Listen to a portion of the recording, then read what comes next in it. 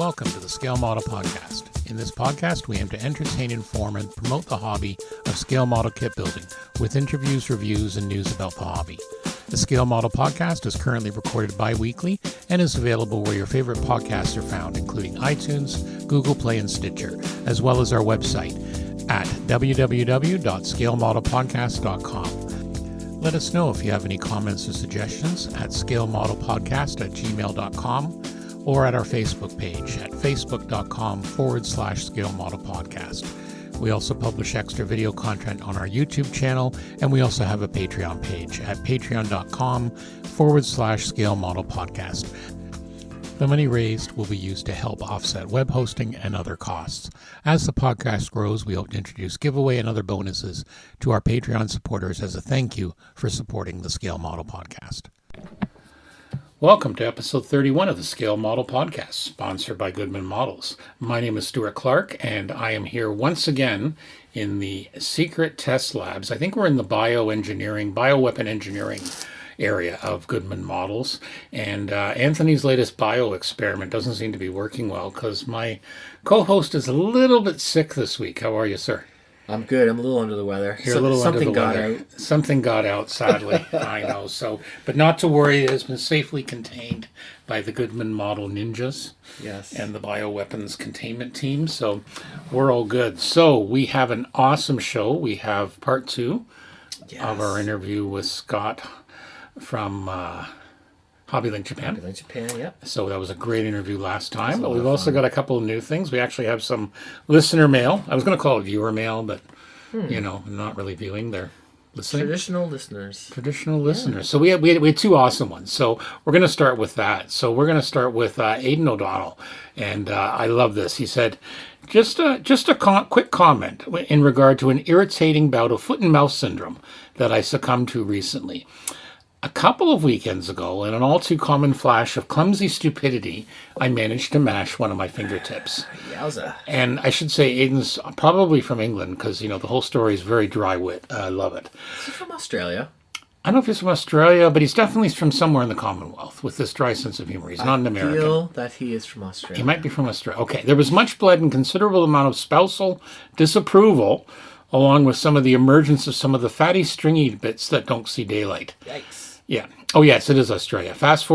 My apologies, Aidan. Fast forward a few hours, and I was in the emergency department of the Royal Adelaide Hospital, having my damaged digit looked at by a doctor. Well, he was stitching it up. I asked him what was the diameter of the thread he was using, because it would do nicely for rigging his 1/72 scale Berg Avtec. I don't know if that's a plane or whatever. Well, the young medic was nonplussed. My better half was not impressed, as the injury had put paid to me doing things like gardening and washing dishes. It would be fair to say that the milk of human kindness had very much gone sour in that direction. Still, looking at the bright side, I can put in some bench time. I should also like to say how useful I'm finding my super sanding blocks. He's currently building an M5A1, and I was able to clean up the running gear in no time with them. So yeah, I think we've all been there with, have you heard the term, you maybe know, but have you heard the term of she who must be obeyed? It's a very English term. It's from you probably have it. No. Okay. It's an English term from an old 70s English TV show called Rumpel of the Bailey with Peter Ustinov. Okay, I've heard of that. Yeah, Peter was a lawyer, public defender. Yeah. And basically his beloved wife Hilda, he referred to her as she who must be obeyed. So those of us in England and Australia and New Zealand of a certain age, kind of use that in all good kindness to our spouses. Yes. But yes, so Aidan, my apologies for calling you British. I should know better. I hope you are feeling much better. We love the stories. Yeah. Thanks for your feedback on the sanding blocks, Aidan. Exactly. Okay, and then I got this one a couple of days ago from George Riddell.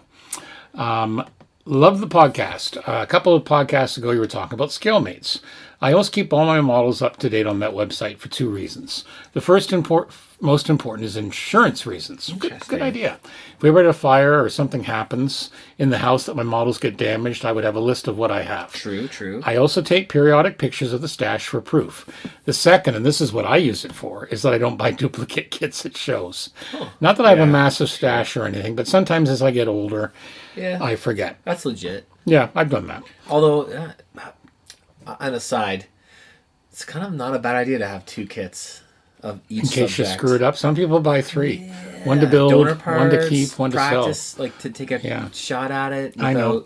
the fear of, But anyway, sorry. That's okay. He also has another tip. The other thing I want to mention is what I use as a paint mixer. Because remember we talked about the paint mixer in Talking Tools a while back. I've been using an ink mixer I got from Amazon for $10. It's great for tall bottles like Vallejo, Ammo, and AK. I really use it for all my mixing. Now, you do need to use 3 of the mixing sticks together to reach the bottom of the bottles. They slip together one over the other, if that makes sense. Okay. And he did attach a picture, and I found a link at Amazon. So it's actually a tattoo ink mixing machine. So it's like about $11-12. So it's very narrow. It's designed to mix the small little tattoo cups. But the idea is, with the little narrow mixers. Remember we said the one thing about the mixer I have is you can't put it in the Vallejo. Deeper cups. This will work. Or paint, you can put it in. Jars. So it makes a lot of sense. So George, thank you very much. So I have put a link in the show notes. You are aware we have show notes, folks, at the website, scalemodelpodcast.com. Yes. So that was really neat. So I've added the link there of one I found. There's a whole bunch of them there. But definitely check that out. Something to look at. Yeah, it was kind of neat. It makes sense. It's great having listener mail. I love that. Good tips and all that. So let's get to the latest news. So much news. So much as always. We always talk about the hobby's going strong. So latest news. This is pretty well hot off the press because I got this last night. Atlantis Models, who we know produces a lot of reissues and classic stuff, and so Atlantis is repopping, or they were the old company? No, they're repopping. Okay, so they're a new company doing the retro kits. They've got the molds now, and sometimes they're improving them with decals or whatever. But there's been a lot of excitement in the car world, the sci-fi world, stuff like that. Cool.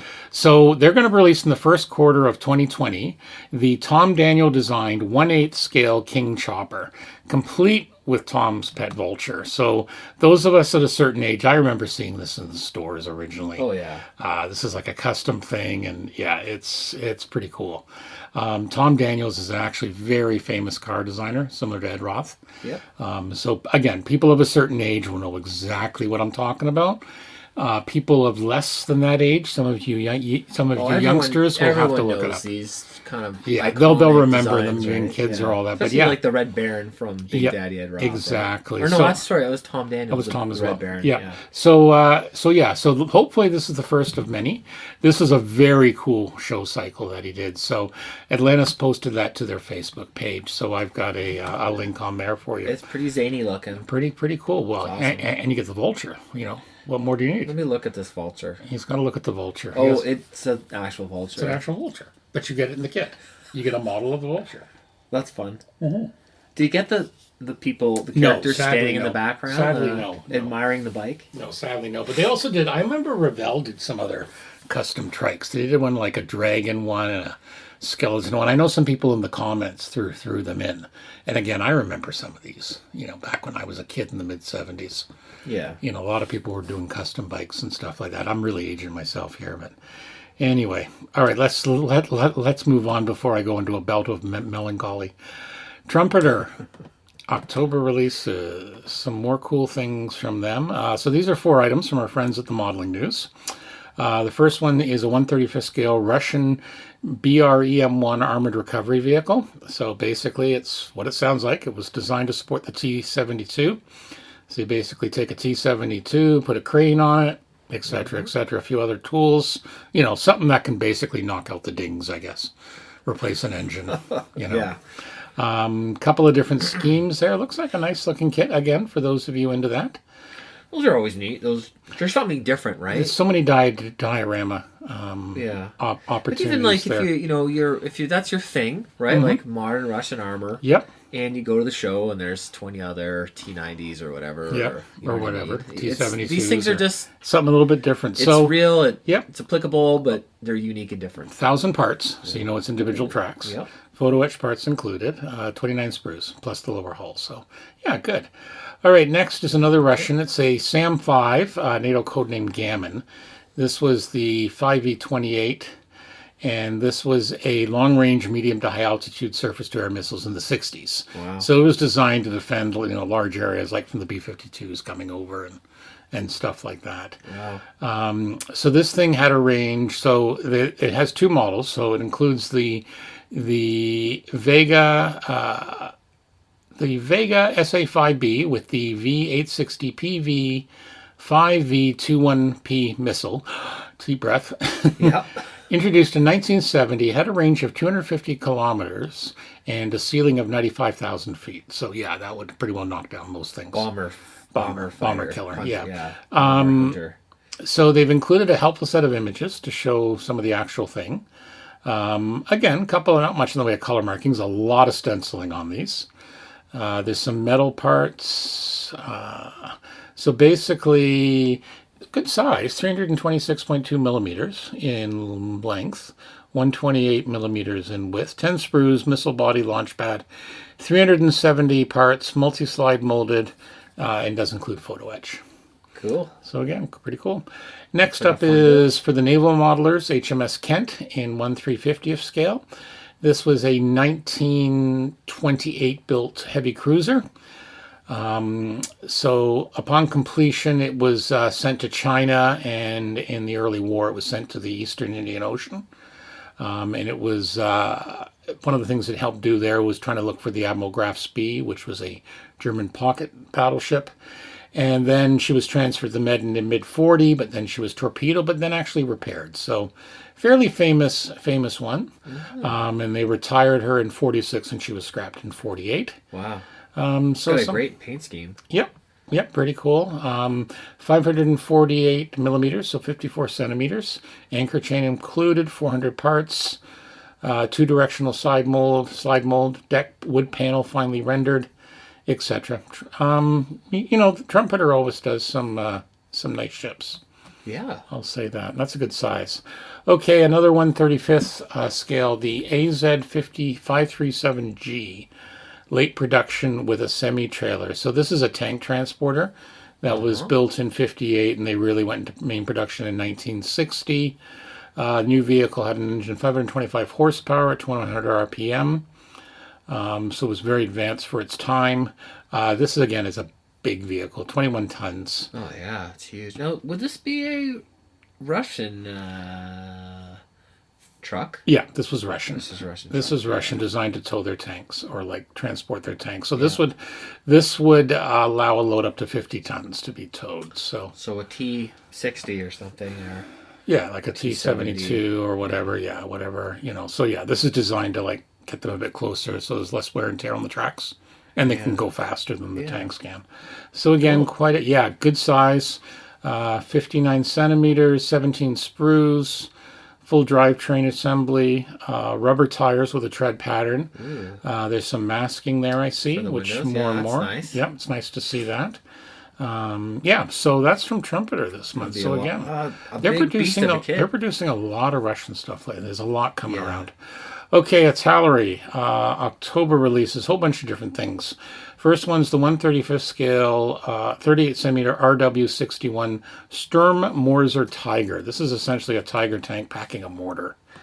oh yes. Yeah, so 1/35th scale.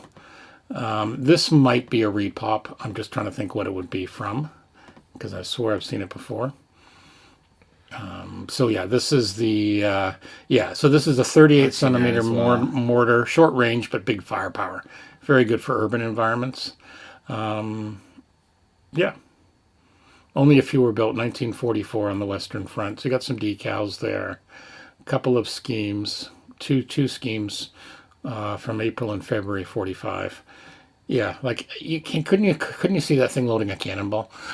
Oh my god! Yeah, it sort of has that look, eh? How's that look, eh? It has that little sort of gimbal. Yeah. Crane at the top to load the shells. You know what? Again, for some fantasy modelers, you could have some ideas there too. I think. I think that's a really really colorful paint scheme. I'm always attracted to. Oh yeah, no, the Germans always did some really cool paint schemes. All right. Next up is this is something a Tollery's done before. This is a battle set. So these come in 1/72 scale. I had a couple when I was a kid. This is called Castle Under Siege from the Hundred Years' War, the Joan of Arc battle set. Now, it's. I remember these when I was a kid. There was a lot of them. Is this a reissue? This probably is would be. with the exception of the castle, which is an MDF laser cut. But you get 16 English knights, 16 French knights, 36 English foot soldiers, 40 French foot soldiers. So it'd be good for war gamers and for people who Oh. like painting miniature and that. The 72nd scale, the scale's a bit different. That's all. Usually it would be 76. 76 or it's an odd scale, but again Airfix did a lot of these. Yeah. Other companies. So Do gamers are gamers okay with that faking the scales, or is it? I Like, think does it they'd be matter for them? fine. I think for some it would be fine. It's I just do not like faking. you scales just and don't see it a stuff. lot. But it's again obviously they there's a demand for it. Yeah, The MDF Castle looks cool. sure. It's But this MDF would be laser amazing cut, for like yeah. a gaming thing. Well, as a gamer or even as a diorama, if you're into painting the minis, because you can the actual pictures they have here. They've really done a nice job on these. Yeah, and they they look could decent. be, and they look like they're gaming pieces because they have the round bases. Yeah, they do. They have that sort of look about Yeah, them. and you got Joan of Arc on a horse and archers, and someone's taken some time to put the diorama. So yeah, you can have a lot of fun with that. Yeah. So These anyway. are definitely 72nd scale is pretty small, but It's a paintable very small. It's a good gaming scale. With your, some people, if you want to get a lot of stuff in, with your magnifiers. You could you could bloody you could photo. still etch. rock those little soldiers. Yeah, so this is 70 euros. This ain't cheap. Yeah, that's But again, for what you're getting, I guess the quality's up there. I'm pretty sure they're not the soft, flimsy Airfix type plastic. So, all right, moving on. A MiG-21. Yet another MiG-21. A lot of people make MiG-21s. The fish bed. 1/72 scale, 26 euros. This is the BIS big one. Comes with 4 schemes, including the Free Libyan National Army, some special ones from the Croatian. So like one of these is from 2016. So, they were still using them. It's still there's still some Yeah. operators that still use it. So the MiG-21 is the most widely produced supersonic jet aircraft in aviation history. that's Yeah, why I see it everywhere. it's from the 1950s, and yeah, they sold these. They sold these everywhere. know. Everywhere they sold them. yeah. Yeah, very pop. Kind of And like if they're still in service today, that meant they were very serviceable, or parts were it's- attainable, yeah, or easy to it's- work on. Yeah, it's like you put it together and you point it in the right direction. And away you go. Yeah, and it was designed as an interceptor. You could do a little Yeah. bit of dogfighting, but it's dated, but Sure. it's So it can attain a maximum speed of 2,100 kilometers an hour. So Mach 1 point something. It's got a 23 millimeter cannon, 4 underwing pylons. So yeah, from the 60s through the late 90s, really operationally. Wow. Moving on, a Volvo FH4 Globetrotter medium roof. This is for the truck folks, 1/24 scale. Again, another gorgeous truck model. These ones are the ones you find in Europe. They always have cool looking trucks there. Oh yeah. Some beautiful amazing. decal schemes, license plates for everywhere. Look at all the decals, plus masking. So yeah, Volvo calls it the highest expression in terms of development and technology. Absolutely. Yeah, to optimize aerodynamics, to minimize consumption, and ensure the highest standards of operational efficiency. Equipped with modern driving assistance and risk prevention system. So yeah, some of these trucks now are really high tech. Yeah, they're very cutting edge, right? Like Oh yeah, some of the new stuff, outside of cameras the military everywhere, world, and this is yeah. probably the highest sort of technological things that people are doing. Yeah, this is a big model, 24 centimeters in length. So that's Sorry, that's what was the scale on this one? 1/24th. So 1/24th, 69 euros. yeah. So again, it's a big model. But again, people who are into these, and again, we've seen them at the shows. I don't build them personally, but it's amazing what people do. Yeah, when it's done well, it's Oh, yeah, eye-catching. exactly. Oh yeah.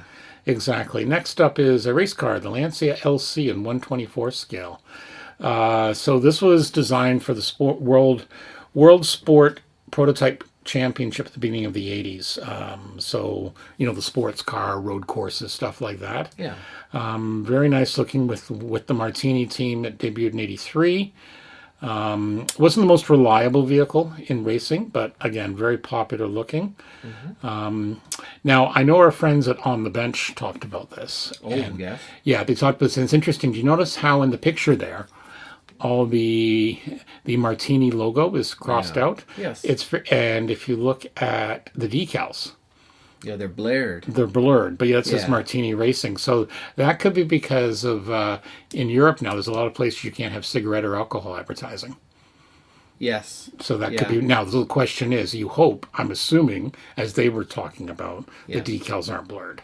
No, they wouldn't be. Yeah. But this has been published for public consumption, so Yeah, you have to so follow the that's why. guidelines Yeah, about. but it's interesting they can advertising, say Martini Racing, right?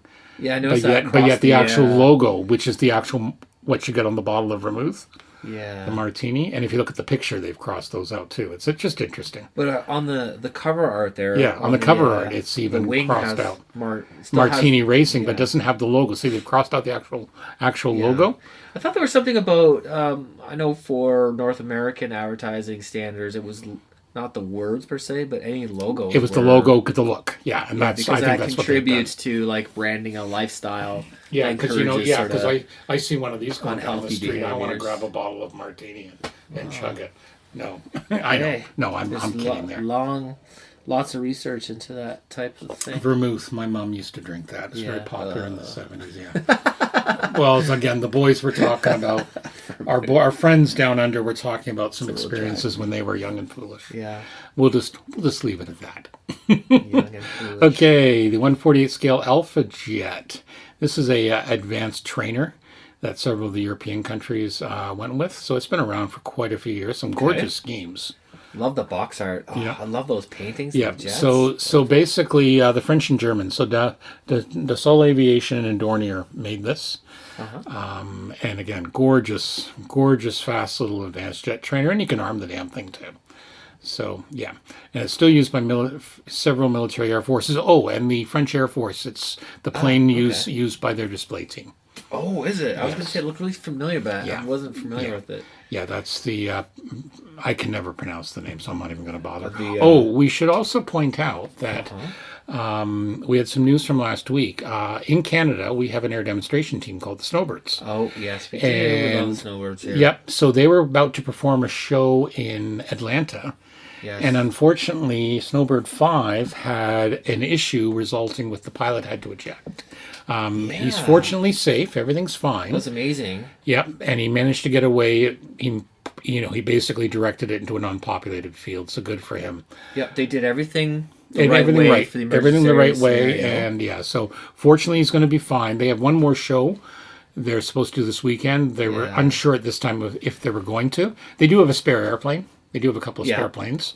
So that was Captain Kevin Doman Grenier Mm-hmm. forced to eject, and they haven't really elaborated yet. But No, maybe they there's the never will. various. The various Thankfully- investigation teams are on their way down Yeah, there. thankfully that. So yeah, nobody that was a bit of a injured. scare. Amazing.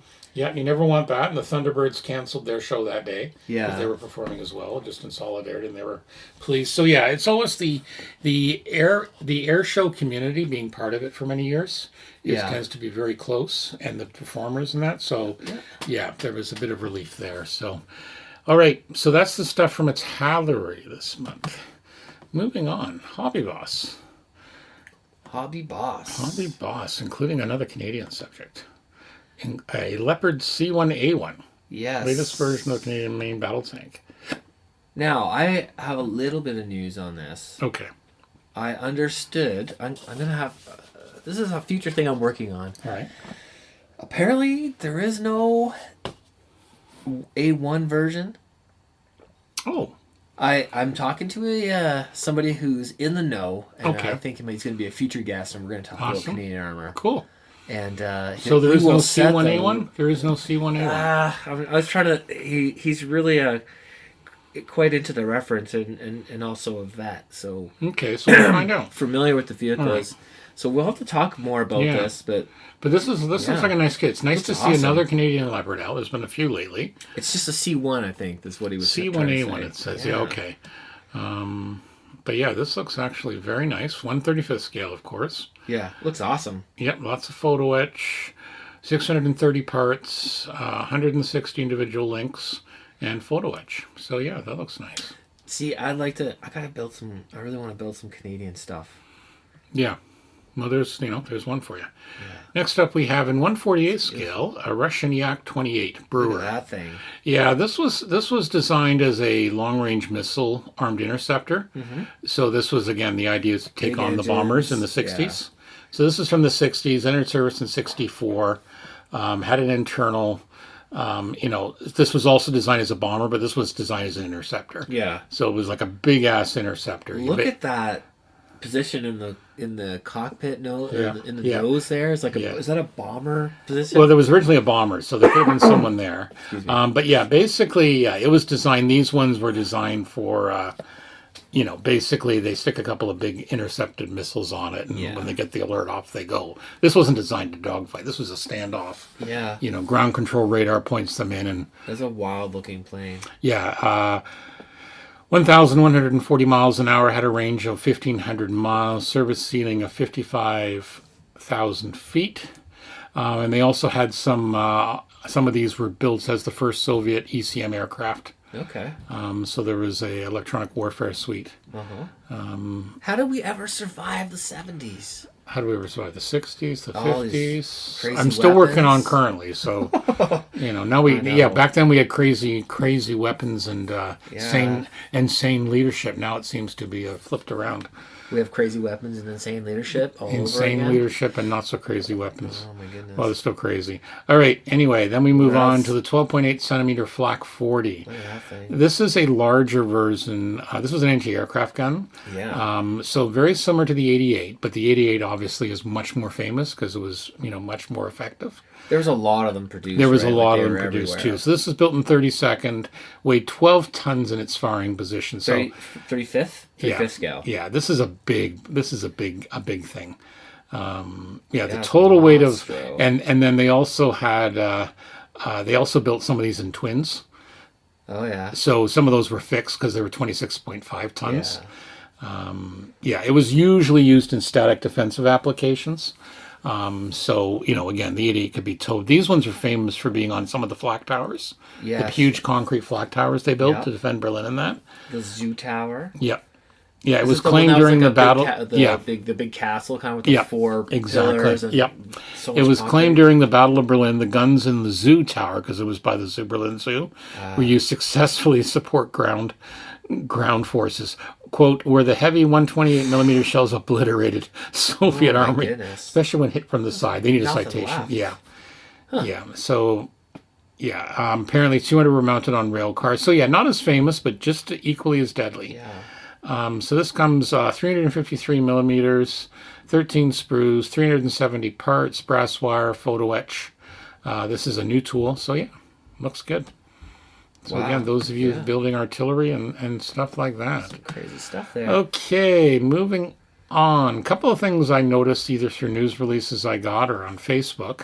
There's a company called Models VIT, and they're working on a P51 Models of it. Models Vit. They're working on a 1/48 scale P51H, and they're hoping to release it by the end of the year. So they've got some initial CADs done. That's not much time, but again, for those of you building P51s, I will So- confess I don't know my Interesting. P51s. It's a later model, Mustang. so I know a lot of them were used post-war for Air Yeah. National Guard units, and as you can see, the picture there shows an example from the Texas Air National Guard. So these were post-war, probably into Korea. They also mentioned on their Facebook they're going to build an F-82G. That's the twin Mustang. You remember that? Oh, yes. Yeah. So again, they've produced a few interesting things over the years. So again, we'll just have to a see really what nice, happens there. Image that I'm assuming looks like the box art for the Yeah. Texas. Air National Guard, yeah. So Yeah, it's so again, yeah, I do know based on the letter H, it's an older. If this would be very late war or post-war, I wouldn't Yeah. be surprised if these were in Korea. Again, I'm not a Mustang expert. Yeah. I'm sure one of our listeners can quite happily fill us in. Yeah. Okay, moving on. We talked about the Airfix 1/72nd scale Buccaneer being released last Yes. show. Well, of course, someone's working on a 1/32nd scale Buccaneer, which would make a fairly big, That's a big kit. bird. I saw this in one of the forums. This is from a very small company called Battlebird Models. He's originally did some He's a one-man show. He originally did a lot of custom stuff, and he's going to be doing this for like resin. So he's got some screenshots there showing some of the parts. And again, 130. That's going to be big. A fair size. His images are awesome. Like, Yeah, he's got some cool stuff. He's got a lot of good scratch Wow. building stuff. Yeah, the cockpit. Yeah, he's out of details. he's out of South Africa actually. Okay. So he's just started his website. So yeah, I just thought again for those people who are like the Buccaneer and that there is some options coming out. Yeah, people enjoy. That's a really interesting Yeah, airplane. yeah. So he's playing around with It's that. got So its fans. yep. So again, I thought I'd mention that. That's pretty cool. And just some other stuff. So a couple other things I came across now. I don't remember. I think our friends down under it on the bench they talked about car kits quite a while ago. Yeah.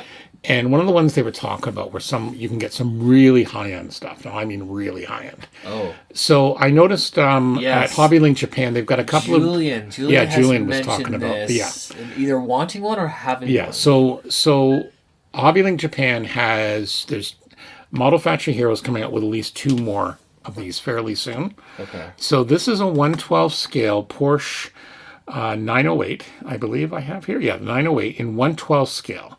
So with 4 screens, the 908-3. So this was in the 1971 World Sports Car World Series, whatever. From those Yeah, years. I don't recognize these. No, at these all. ones again were like the sports car championship. They'd be at the Nuremberg Ring road Okay. courses, right? So they're Le really, Mans, stuff like that. Very interesting. Yeah, It's so- different looking. This is built from resin, white metal, photo etch, and possibly other materials. I like this. But the detail here is unbelievable. And also the price would be unbelievable. So Yeah. our friends, HobbyLink Japan has us in Canadian for, I hope you're sitting down, don't be drinking coffee, anyone, $819.45 Canadian.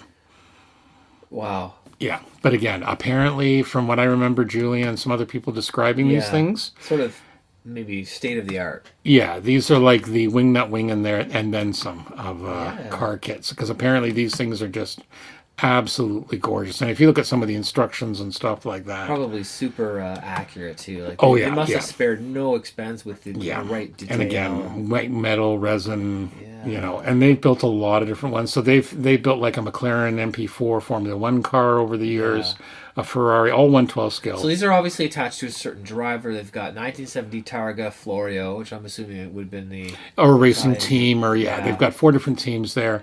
And they built a few over the years. They built a Ferrari. They've built, These are something else. So they have a 908, and they've That got. price though.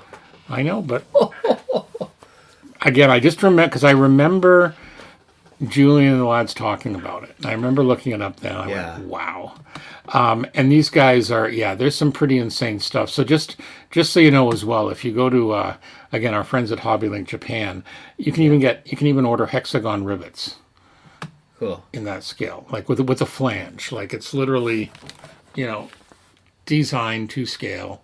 Yeah. Yeah. Just miniaturized. Just Yep. miniaturized. So again, for those, you know what I liken these to? I liken these to the guys that build the wooden ships from wood, from scratch. I always thought those were like loose with the details. No, I don't know some of them, but I'm just saying it's the kind of Yeah. thing where you're not building this in a month. No. No. Although no one's building anything in a month from what I can gather. What I gather, at least around here. Just kidding. No, there's some people. No, we should say there is some people that do get the stuff done, Yes, that's true. but then there's others. Yeah. So this is something a little bit more substantial. Yeah, but again, I saw the this and I had to discerning mention it's model coming builder. out. Yeah, because it's been a while since they've released something, so looks like they have 2 different releases from, so a total of like 6 or 8 different. These teams. must be limited too. They probably don't make. Well, if you look at some of the other billions selections they have at HobbyLink, they're all sold out. of So them. obviously That's there's true. a demand for these. Yeah. Moving on, I got my email from our friends at Special Hobbies. They've been working on, the Gloucester Meteor, the Yes. British jet fighter. They're working on one of the Night Fighter Meteors projects. Yes. So I just find it interesting because they're showing one of the initial test molds, test shots. Yep. They did of the molds that have some of the smaller parts. Okay. And, they actually say a couple of days that we test run one of the molds. the molds with undercarriage items, exhaust nozzles, etc. The test shows that some flashes occur at a couple places which will need more care and attention. Some other parts, for example, the blades of one of the turbines haven't been milled completely yet and will require a bit more time. But it's neat because even though there's a lot to do with mold, this test also allows us to try and get the parts together, and we can say we are pretty happy with the outcome. Cool. So it's kind of neat, again, because you can kind of see the production process. Yeah. And they So show obviously some... going back to machine the steel molds to add detail or clean up But just to show people that, you may have CAD in that, but you still need to have that physical mold to make sure things are... And they show some of the engines in here. There's some... They have the wing or part of the fuselage wing section. Yeah, so that's, again, they do some interesting subjects too. So I always like seeing. Is that a kit that's never been? To be honest, I have no idea. I know they've made kits of meteors. I have a Tamiya model. I don't know about the Night Fighter versions. Would it be substantially different from the I'm not sure, because to be perfectly honest, I'm not an expert. So let you know what? Let's have a quick look at ScaleMates while we're here. You keep the people busy while I look it up. Tell them a story, Anthony. Tell them a story. Tell them a story. I don't know. We have stuff to talk about. Well, we got lots of stuff to talk about. We never run out of things to talk about. We never run out of things. Tell you what, I'll have a look, and if I can get it before the end of the show, I will. I will do that. Okay. I wouldn't be surprised. The Meteor is a fairly well covered. You want me to move? We can move along to the next one while you look that up. I'll look it up later, so that's fine. So but you can go ahead and talk about it because a great movie and a great ship. Yes, I mean it just kind of worked out that way, but I love this ship. So the next item that Stuart actually sussed out for the listeners is a 2001: A Space Odyssey, the Orion 3 Space Clipper. Mm-hmm. So this looks like a new kit from Mobius. And it is 1:144 scale. Okay. Scale of the miniature gods. Mm-hmm. And it comes with a detail upset. So there was an original 60s kit put out by Airfix, I thought, did or Airfix. Did Airfix do it? You're gonna make me look that one up too, aren't you? One of the... Yeah, one but of them. This is one of those classic out of production kits that if you found one today, it'd be very high price on eBay, etc. I'm pretty sure it was Airfix. I have a piece of one. I'll look it up. And there's been, subsequently there were different versions put out in low run production resin kits. There's been resin aftermarket. I've seen some of those. Yeah, Airfix did it. Okay, 1/144th. Yeah. Right? So that's like long gone now. Would this be a brand new molding? This is a brand new molding because the original Airfix models from 1969. They came out when the movie came out. So I wonder if it was maybe lacking in accuracy or just of the time period, right? The technology of the time period. Probably. Yeah. So this is a beautiful ship, and then remember that it was kind of like a passenger ship, right? And they had did they not have markings for like Pan Am? Yep, that was the idea. Yeah. Now, what's interesting though is if you look at the box art itself, it says 1/144th. Yes. Right, but there's a few places that say it's 1/160th, and it's not. It's I wonder if that's a typo. I'm hoping it is. This is actually, they must have added something or changed it because this was actually released originally in 2011. Okay. This tooling, and then they added some new parts in 2017. Okay, so it's newer. I wonder what they've done with it. Looks like photo etch has been added to the set. Maybe that's what it is. Yeah, that could be it. But this was always a cool one. This is something I would consider. I always like this. Oh, that's awesome. Yeah, and there's been a lot over the years of some of the, as you say, in resin. Was there a second plane from those first shots in the movie? No, there was that. There was a moon jumper, and there was a spaceship that actually went to the moon. So this plane took you from the Earth's surface to the space station. Yeah. And then there was an actual, spaceship that took you to the moon. Yeah. And then landed vertically on the moon. I'm just going to look it up, and I'll see if I can find a name for you. But I don't know if I don't remember a mainstream kit of that. Yeah. I'm sure there was, something. Someone's done something in resin, right? Here's some information. So from Mobius. This is a styrene kit of the Orion 3, and it's an authentic recreation of the fictional space vehicle and an enhanced reproduction of the classic kit, which was first released in 1968, as Stuart mentioned. The kit is 15 inches long. after assembly, and includes a display stand and detailed panel decals. So yeah, that's pretty cool. I always thought it was a great design, and obviously that movie in terms of science fiction is so fundamental. Yeah. Right. So you were talking about the Gloucester Meteor. Yes. the Scale meteor. Made shows 99 kits, so it's been well covered between resin. There was a Night Fighter in 1/144 scale. There's Okay. been resin stuff over the years. I think, again, listeners, please let me know. I think it had a primitive radar system, the Night Fighter version. Oh. It would be stuff like That's what like sets it that. apart. Yeah, that's Oh, what we said about interesting. that. Yeah, Aero Club did one. They did a couple of marks, the Night Fighter 11, Night Fighter 12. Okay. Yeah, they've been around for a while. So there's been a lot of rounds. This is obviously, and they've done different sizes. I've got the Tamiya 1/48 scale one. It's a nice looking plane. Yeah, it's something Yeah. I want to get that built. Very cool. Yeah, it's been well covered Awesome. over the years. So yeah, it'll be Airfix, of course, have done it in various things. Cyber Hobby's done it. So anyway, so that is that. Sure is. That is okay. What else do we have? Oh yeah, then I found this one. Dora Wings. Yeah, I saw this came across my feed. Not many people know what a P-43 is. So they're starting work. Really, just announced it. They're starting work on a new 1/48 scale P-43 Lancer. This was a U.S. fighter that was built in the late 39, early 40s. They only built about 250 of them. What was it well known? Because it was pretty obsolete coming out of the gate. The one thing it was good at, it could go very high. Ah. It could go very high. So it was very effective for that. So like a reconnaissance interceptor. Okay. In the end, a lot of them went to China around okay. the war. So they didn't build a lot of them because it was, again, more or less obsolete out the gate. So this would have been replaced pretty early on by the P-40, Warhawk and yeah, the like the Mustangs. Mustang, and yeah. So they didn't build that many, but I remember this because I had to look it up. But Classic Airframes did this in 1995. So it's been a while since there's been a new release. Sure. And again, there's some U.S. Air Force fans, Army Air Force fans that will be looking forward to this. I know based on the Facebook comments, there's a lot of people looking forward to it. Yeah. Yeah, it was, again, not very well known because they didn't make a lot of them. Yeah. But it was, interesting. so it was kind of neat. So I that's kind of to notice that. Okay, and then you've got a new There is a new something from our friends at Bandai. yeah, a new Gundam or an upcoming Gundam release that's I'm assume sure to get I assume lots it's of big people's. based on that price. Yeah, I'm sure this will be a big hit. The next Perfect Grade, so the PG series, and the Perfect Grade series is always 1 to 60th. So okay, so if big. listeners recall, like Yes. the scale I build in is 1 to 1/4, which is very common, and then the next one most popular, or maybe the most popular scale, 1 to 100th scale. So these are these Mondo kits. They're huge. This thing's huge. It's the Perfect Strike Gundam, and this is from Gundam Seed, and it was a hugely popular design. Okay.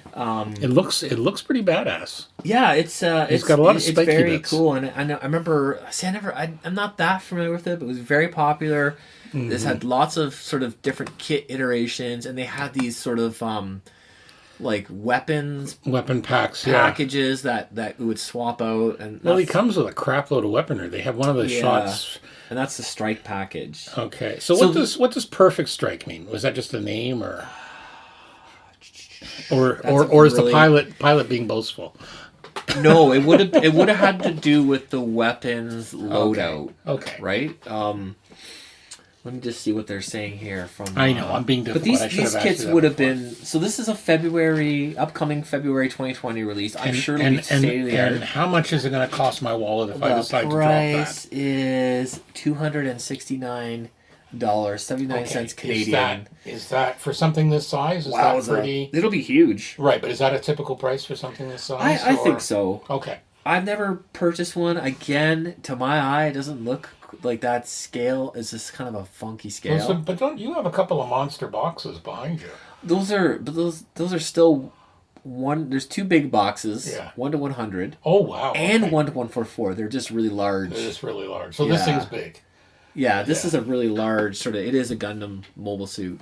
So yeah, it's very cool. Looks It's pretty a great cool. design, and there's gonna. And you figure there's going to be a ton of demand. Yeah, I think so. I think it's just a really popular It Gundam looks design. pretty badass. He's got like swords and missiles and guns, and Yeah. he's I don't know he's the ready to full take some names story, and but- kick butt. Yeah, but that'll I be. think. I'm sure that'll be a big hit. That'll be a big hit for the Gundam guys. Yeah. Yeah, this is new molding added. The internal frame is now gunmetal. Plated parts are chrome. Yeah, this has got to be a new. Yeah, Yale Strike Pack, Sword Striker Pack, LED parts, Okay, yeah, so they give you the whole kit and caboodle. like lights. Yeah, Oh wow. Okay. all right, and they're sort of I know the lighting kits. They are sort of like they're pre-fit. They're ready to go. So you're just ready to plug and Yeah, it's not like you have to put stuff together. They've done it for you. You just assemble play. it. T-Tron seals? Those aren't like the animal seals. I assume there's some sort of sealing you in. Oh, they make a seal noise. I guess. Arr, arr. Enemy, I'm not really enemy will sure. laugh as he takes your head off with his frickin' giant sword. Strike All right. pack. That's I know. all. I shouldn't mock. I shouldn't mock. No, this looks. It does do we look got cool. here? And I know the fans will. I was just scrolling down and seeing. The what else AL is there. strike pack was some sort of flight type pack that. Yeah. Well, something this size, of course, it's got to fly. Yeah.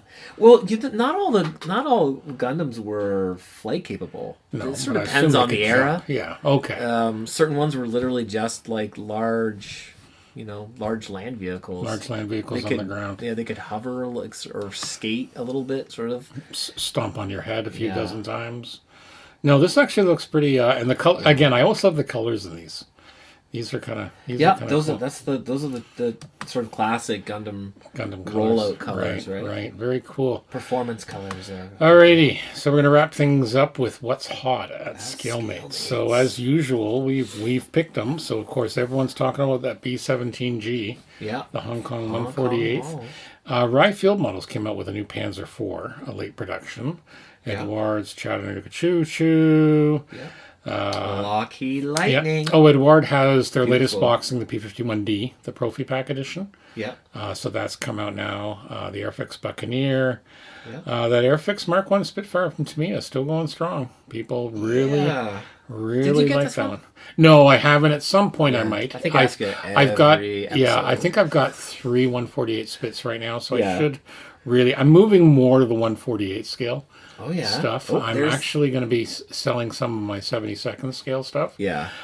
So yeah, I see yeah. the AMK F14D Yeah, I Super was looking at Tomcat. that. Now the president of our local IPMS chapter, he just got his delivered to him, so he's going to have it at our club meeting on Wednesday. So I'll get Tasty. some pictures of that. That'll be That looks pretty sweet. I love that. I love the D.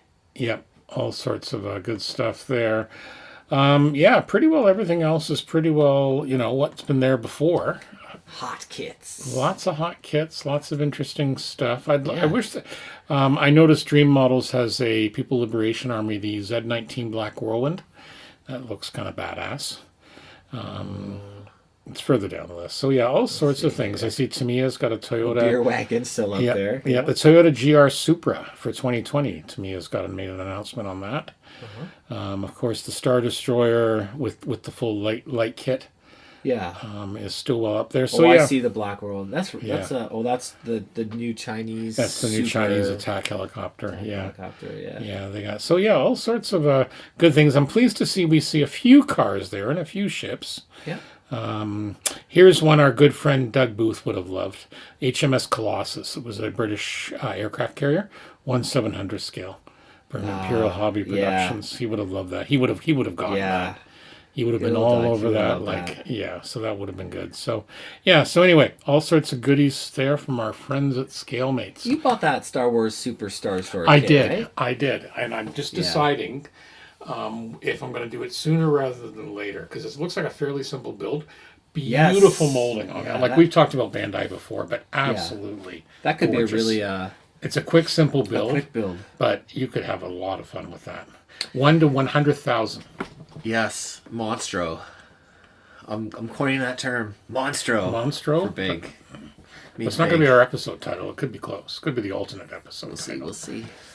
there's an ordnance set for the Yeah. from AMK. Yeah, for and our the, club president bought that as Tomcat. well. Oh, It yeah. does come with some ordnance, so they've decided to Well, release they this just maybe ordnance this. set. What's I it think it here? expands it more. You can go Yeah. full on because I thought it did come with a couple. I see Phoenix. I see Yeah. the gun pod. Yeah, I think it comes with a few more. Like I think the base kit doesn't come with all the options, GBUs. which is good because I think it gives you the option, right? Some people don't Yeah. like to load these things down. So yeah. okay, we have in addition to viewer mail or listener mail, we have a new section. A new section. That's right. This is your idea. So Yes, you I had get a- the credit for this. I had a brilliant Well done. brainstorm. Through his sickness. Yes. He had a brilliant brainstorm. Through the haze. So I was maybe like, oh, we maybe need something this. from that bioweapons test did pay off. Yeah. So this will be the debut of a brand new mini segment in our news called "What's the Scoop?" I'm gonna have to come up with music. You know this. Yes. I'll come up Definitely with something, music a sound it up. effect. Absolutely. I'll come up with a sound What's the effect. scoop? So I mean, you're gonna have to listen up for this one because if we don't have a scoop, it won't show up. It won't but show when up. we have a scoop, It's gonna be here. you hear the music. You'll hear the music. We'll or give you the whatever. scoop. We'll give you the scoop. Yes. It might be the music might just be initially a digger digging. So we're all about the the news. We're all about the industry. Yeah, we're always deep exactly. diving. So what's the scoop, dude? Diving deep. Okay, what's the scoop? What's the scoop? We've got a scoop for you. So People are asking. our friend John Moscato at Moscato Hobby Models. Yes, we did a great interview with him. Yes, a a couple episodes back. Yeah. He has hinted that he shall be doing a resin sort of brand new tooling, brand new kit. Because I'm glad you understood this stuff. Because I Yeah. saw the hit, and he was being a right bugger. He wasn't giving much away. Yeah, he was just sort of telling people save up your money. Yeah. Well, that's for his stuff. Yeah, he's funny that. No, that's good. And He makes good warning stuff. is probably very prudent. Yeah. So he's doing a resin version 1/72nd scale of the I don't know how you're supposed to say it. Okay. The Quaidloon Rao. Gesundheit. Yes. The notable bad girl mecha from Super Dimensional Fortress Macross. All right. So this is an awesome design, and Alright. you know what was always really cool about Macross is that the alien stuff was very alien, hence all Yeah. the weird names. You're gonna and have to find a picture of the old one. to show us. Quaidloon, at some point, Quaidloon, yeah. Rao. You start saying Quag, I'm gonna say get your ass to Mars. yeah, You know, like, from that movie. get to the chopper. Yeah. Wrong movie, but No, since So- Killarney. so there was a kit of Okay. Mm-hmm. the Quaidloon Rao, a very dated kit from the 1980s. It was a goodie, but an oldie, and Smaller scale too. it was in 1 to 1/4. Now the alien mecha in that show were enormous, Right. Because and- the aliens were enormous. and so when a lot of time that series, all your sort of good guy, your Valkyries were all 72nd scale of the gods, and then they would do. That's I remember. So this good, one eh? now, yeah. So great. I What a great remember this. design. Yeah. Okay. And I found and a then picture. We'll the include bad it. guy mecha would have been 1 to 1/4, so it would sort of physically come out the same size as your good guy, but they'd be wrong scale. Yeah. Right. Yeah, right. So this will be enormous. It'll be up to the very best standard of accuracy and engineering that John will come up with. That's Oh, a I'm very sure. cool. Yeah, he's and got some it's- amazing stuff. And again, one of those resin kits, it'll be those types of releases that sort of come and go, right? And so if you miss it, it's not like you So can get it are you again. gonna have to sell? You're gonna have to sell both your children for this? No, I don't know. You're not sure yet. Okay. Just I mean, I would love to, but yeah, I know. There's we haven't won the lottery yet. yeah. But of course our Patreon supporters, we get gonna a be couple of million of them exciting. come through. I thought we were supposed to give them the Patreon something We're not giving fun. them that. Sorry, guys. We're not Yeah. that big yet. But, So it's okay. only been hinted at. So, So we're gonna that's have- your We're scoop. gonna have to contact our good buddy there. And Yeah. make sure he gives us some more. So We should ask him about it. It's a very cool design. I gotta say, it's my most favorite bad guy I'm thing. a Macross fan. I remember that. Yeah, villain. That's very cool. So, alrighty. So that's our news. All the news that's fit to print, display, line the birdcage with, etc., etc. So let's talk a little bit about our good friends. Oh yeah, that's you, Goodman Models. It's me. Super Sanding Blocks. You had You're a good. right, friend. You had a nice letter talking about how Yeah. people are liking it. The Yes, boys in thank you. Australia still do. Thank you guys. I We appreciate often all get the good attention. things. So what's been happening? Well, I gotta say, I'm still sold out. I'm waiting on my You're waiting on your suppliers. on my suppliers to, It's and on they're a slow working boat. away. It's on a slow boat, I suppose I suppose. that's okay. So That's all right. I still have a ton of factory seconds available at It's still goodmanmodels.com. excellent deals. I've seen They them are a in there. sweet deal. They're They are half price, sweet, and yeah. they're like sometimes it's even hard to see what the flaws are. Yeah, but like so I there was you go. looking, I know. yeah, But like, you know what? Anthony's mistakes are your good fortune. that's You like exactly that? right. You like that? That No, is no, true. they are. They're great. And when they're gone, they're going to be gone. So gonna they're be a limited gone. time only. Limited edition. But I do have a. You know what? You know what? While supplies last. Yeah, but you know what? You know what you could do. You could offer to sign them for an extra. If they pay an extra $10, you'll sign it. Oh, believe me, my blood, sweat, and Your tears are autograph. in them. Yeah, exactly. Well, let's hope. Considering you're sick, let's hope not your blood. Yeah. Yeah, well, no, you know. they have been hermetically. Yeah. So sanitized. I actually do have some regular Super Saiyan singles available. Just singles, yeah. And I'm gonna be on Saturday, the 19th, October 19th, This 18th, Saturday. 18th maybe. Yeah, 18th. I'm gonna be at AirCAD Con in the morning with the vendors table. I'm Yes. gonna bring out the factory seconds All right. for sweet deals. Mm-hmm.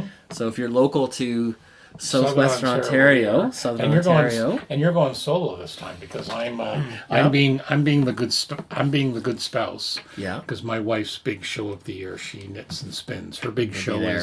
is kind of on the way to that. Mine's about 45 minutes away. Yours is about an hour. Yeah. But you're going to be going to 2 shows that day. Yeah, and then for whatever reasons that we don't understand, Yeah, the whatever. the Guelph IPMS Club, the Welcome theirs. 19 is Yeah. on the same Same day. day, and That's it's fine. I hear it's about a half an hour or so away, so Yeah, they're so kind of you're in the fine. same zone. Yeah. So 2 for 1. I I'm know gonna it's- try and zip over to that one too. Yeah, I try and guess. zip over. We're gonna give Anthony the recording mic. Yeah, And we'll see if he finds anything. He's going to take some pictures. yeah. I'll try and get some stuff together. Do you know if our friends at FlexiFile are going to be vending at either of those? Not sure. Okay, because if they'll probably have a couple of your things there too.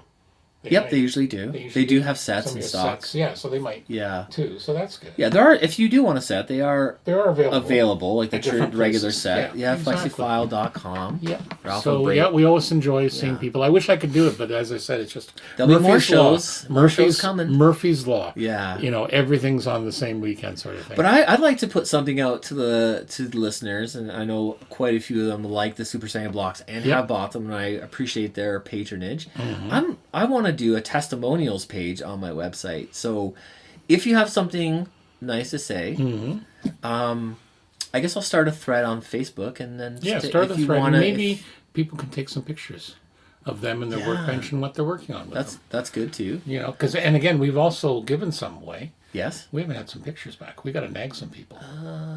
Nobody sent pictures back We of have to their, nag of some their people. winnings. Yeah, we'll have to do that. We'll have to send the Skill Model Podcast Ninjas after them.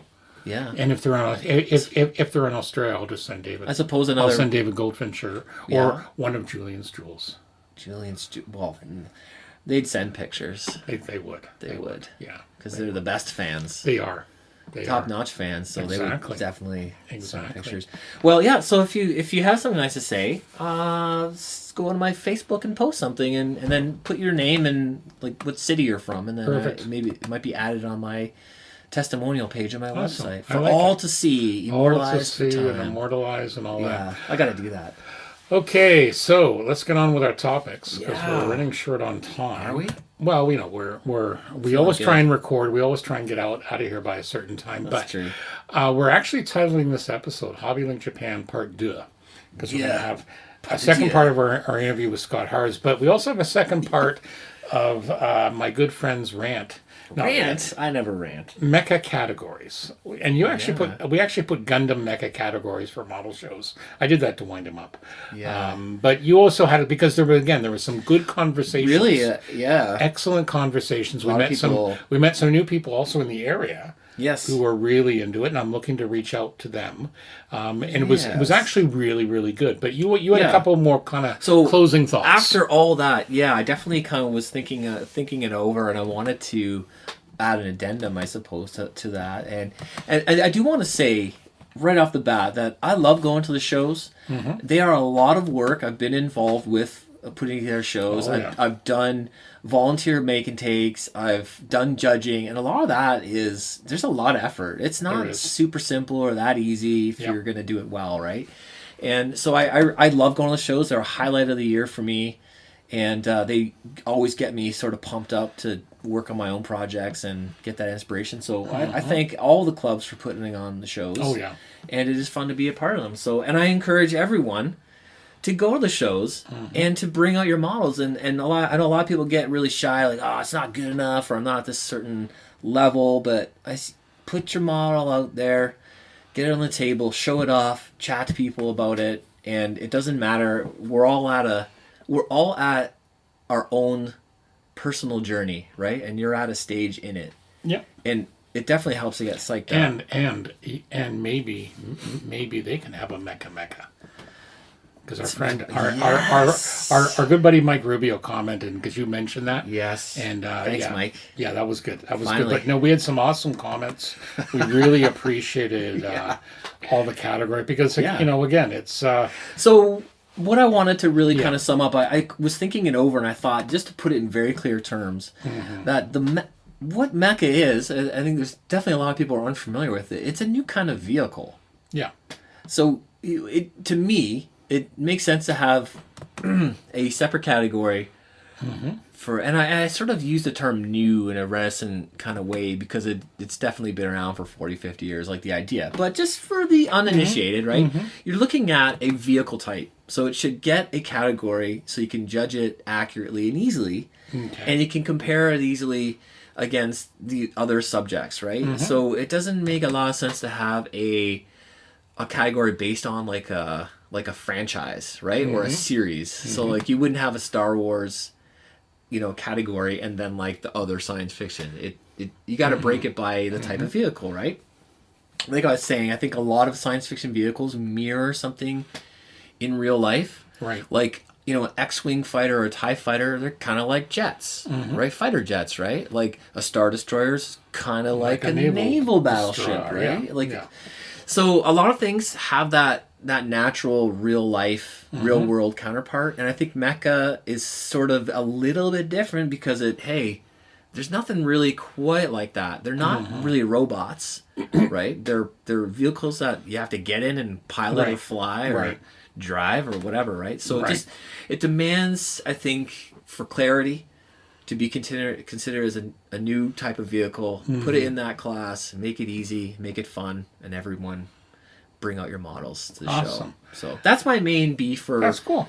the Yep. sort of confusion with Yep. with the categories. Well, and again, I have to admit, I learned a lot, and I want to thank. Yeah. And I can't possibly include everyone here, so if I miss Yeah. your name, my apologies. But Brian, Brian Latour, Andrew, Andrew Kevin Kelly, at Side 6. yeah, there was quite a few that just Yeah. had very good posts. I want to give a shout out to Brian. Yeah, Brian cleaned up at Capcom. did he by Joe? So recently the we had Ottawa show. the Capcom Ottawa show, Yeah. like last week, And he cleaned up, did he? he was all over the place with metal. What So a good boy. for you. And he also talked about working behind the scenes at a show and how thankless it could be. And I wanted to thank him because I know exactly what he's talking about, and it's a lot of work. But if somebody's not doing the work, we don't get the fun of the show. So Oh, and thank I you also to him and people like him. I also have to comment because I kind of missed this for the last time. I usually, before we record, I always kind of say if we're recording or not. And previous episode, I said recording tonight featuring a great interview and Anthony ranting about some mecha categories. And I noticed my colleague who can also post from the account. It's not so much a rant as it is a well-informed observation from a veteran modeler with a deal of expertise. No wonder I needed to bring a shovel tonight. No, that wink. was good. Wink, wink. No, that was good. That was good. So no, it was a good discussion. Yeah. So that's the kind of thing we want. We should. Yeah. We got to remember it's for It's fun. for the hobby. It's for the fun, and yeah. I've definitely had my frustrations where you're like, what just happened? And like, Yeah. I'll admit, I'm a little bit competitive, Yeah. and it drives me to like I learn know, the next yeah. thing. And But that's not the that's whole. not what it's all about. Yeah, that's not the Exactly, whole and thing. That's just a little facet. But it's nice that you can have a conversation where Yeah. people agree or disagree. And I think there does need to be change of some sort. We just need to and figure out I what do it think it's is. happening because It I've been is. to shows where they've broken out the categories in very logical ways. And the London IPMS, Steve Yep.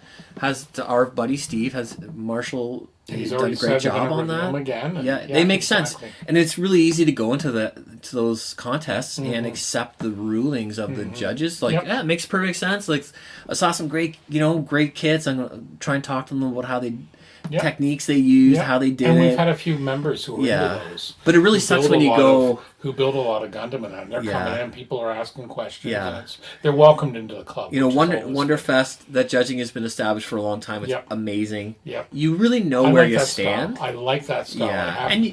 I have to admit, like, people, and people know here and from talking to me. If I had a choice, it'd be Yeah, Lawrence. It'd be but Lawrence. I don't even think like I made a comment at some point that I don't think I'm not saying that IPMS is wrong and they should No, change no. their judging style to open style. It's like they've been doing it that way for a long time. That's their way. That's they wanna do that's it. okay. I also think, though, it's also Yeah. worth looking at.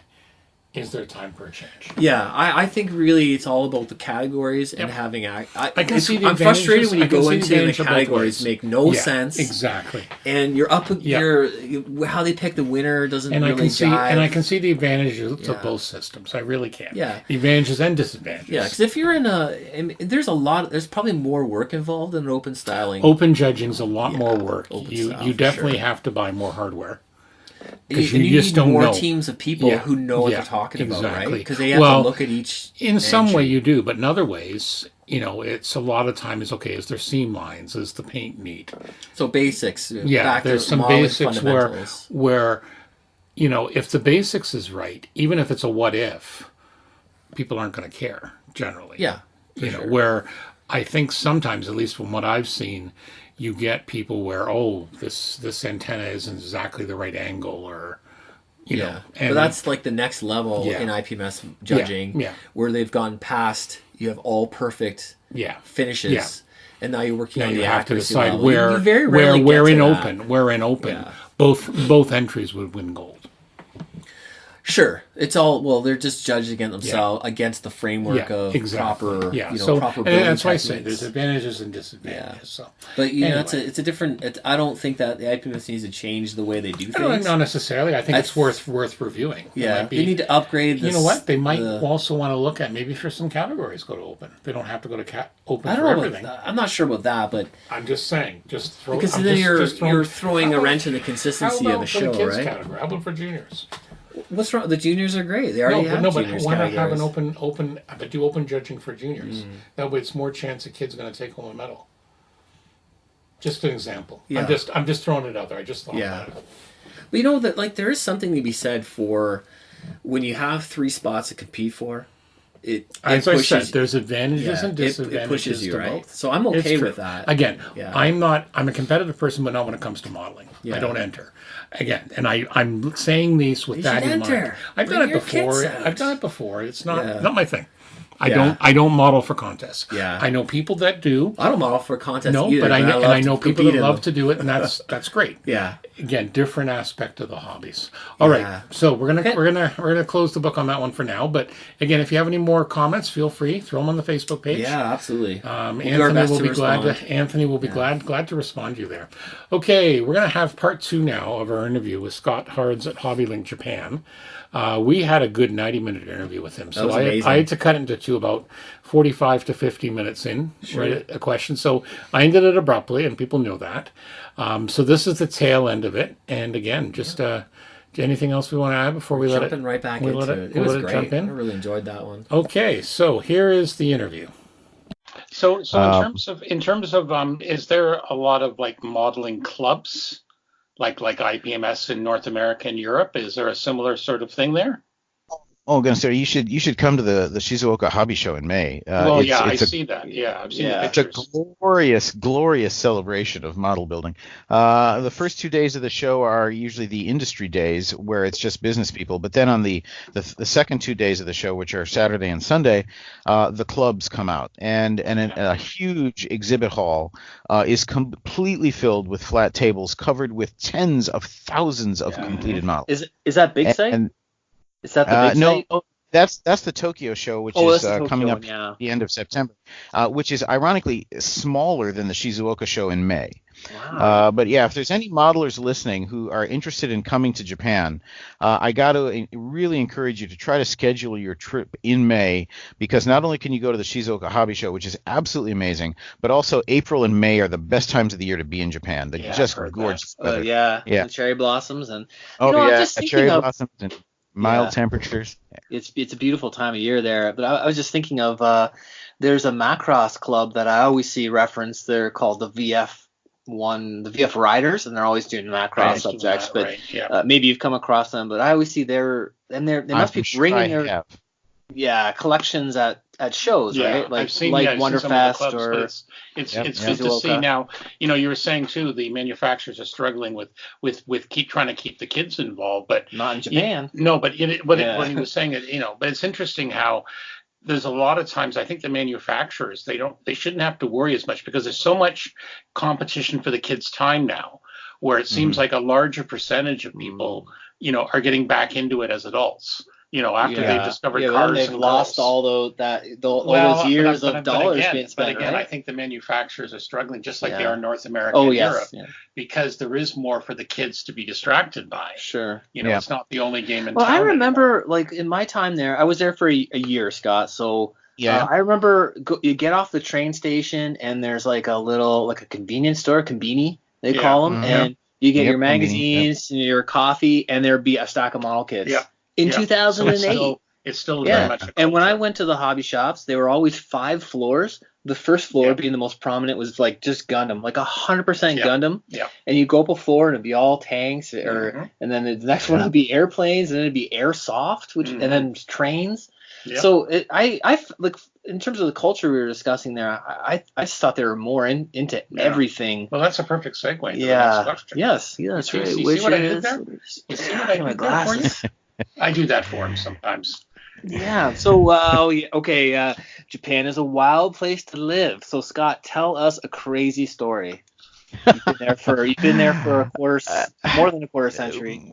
Yeah, 32 years and counting. Anything jump out at you? Crazy story. Well, the stories like this are told about Japan all the time, so this may not sound that fresh, but maybe, and this is like a very typical Japan story. The time that I was coming home from partying with some colleagues, I'd had some drinks in me, and I was getting ready to get on the subway.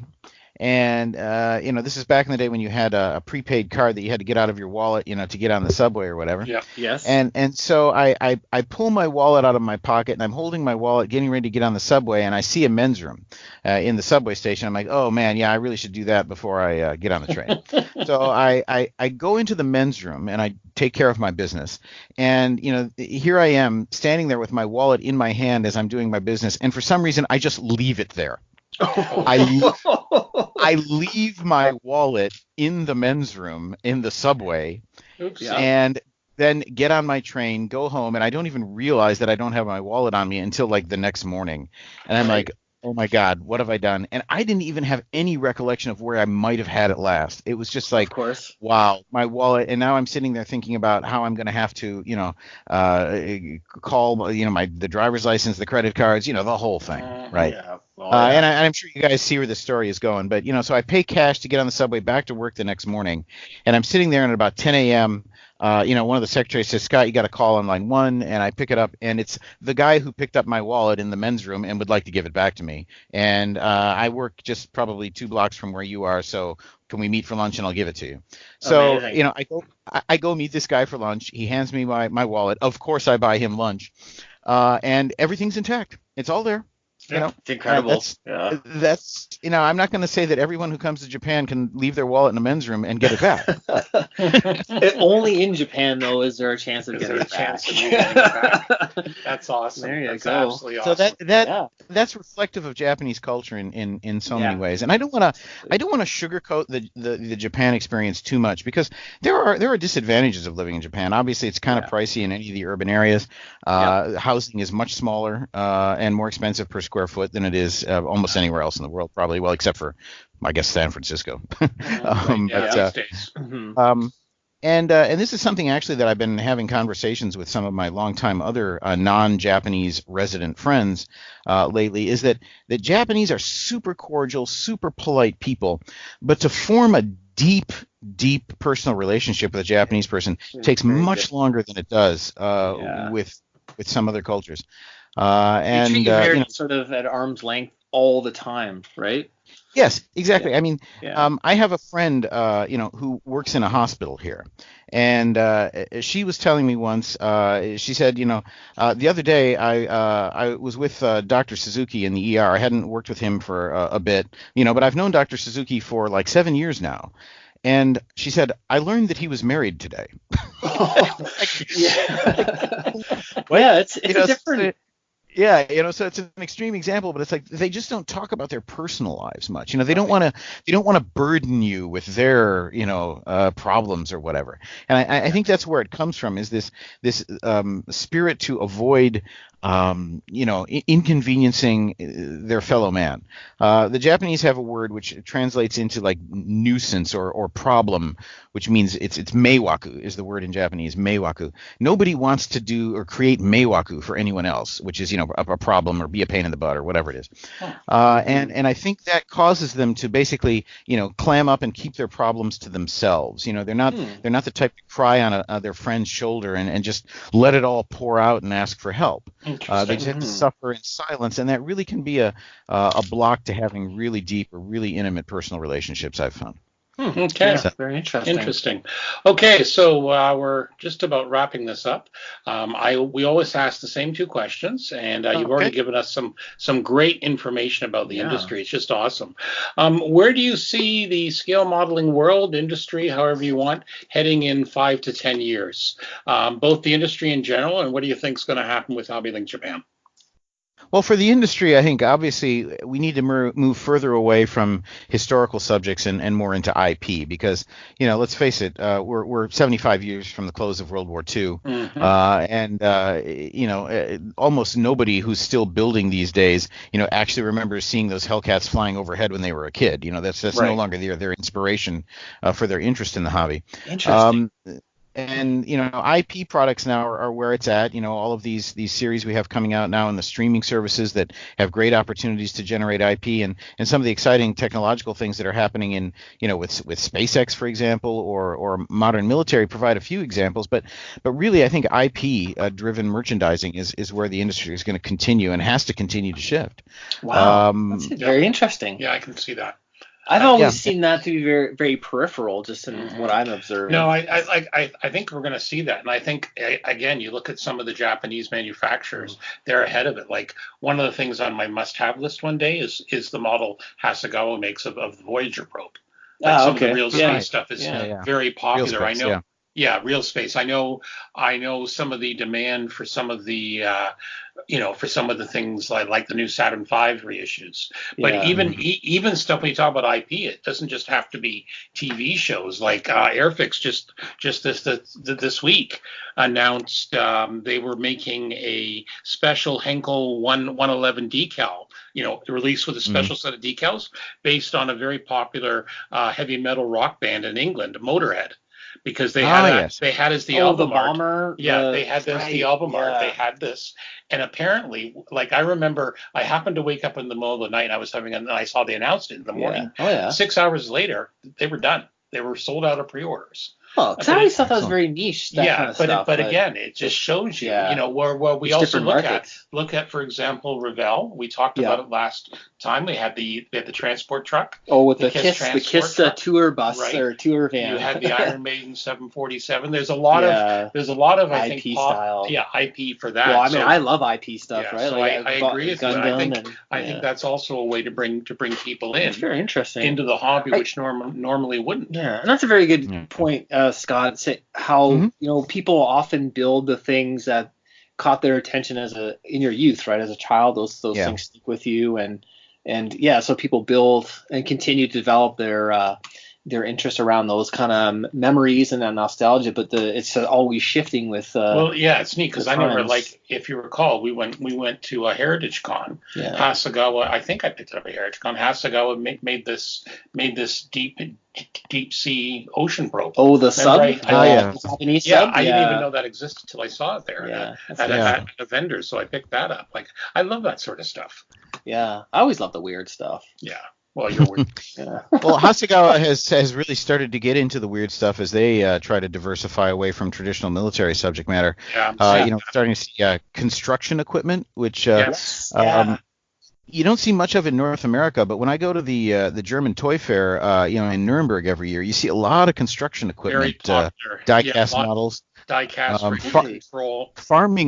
farming equipment as well seems to be a niche over there. Yeah, we've actually talked a bit about some of those releases because there's some good possibility for like sci-fiing it up. They're just cool vehicles, diorama. even just as reflecting the real And again, thing. I think that's a good example of the ranges diversifying.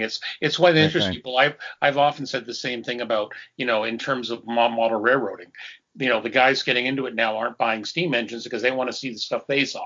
Yeah, which is the more modern engines. And I think we're still going to see that, military subjects in that. But as you say, I think we're going to be seeing, more and more of different IP based on different things as we get away from those military subjects. Yeah, and to give you the ultimate example of one of those, if I may dig just a bit here. Please, sure. A few years ago, Fine Molds, which some people may recognize the name, they're kind of a small boutique manufacturer of plastic kits here in Japan. Mm-hmm. Several years ago, Fine Molds released a plastic model of a Makino machine center. This is a machine center, if you're not familiar with it, is a computer-controlled machine that can cut and tool metal. They put in 3D data, and the machine center itself is able to change bits and move automatically as it carves metal to make either parts of tooling or to make parts of whatever it may be these days. For example, if your laptop computer has like a solid piece aluminum shell on it, those are all tooled in these machine centers. Well, they'll put a block of raw metal into the machine, and then the machine actually carves it automatically.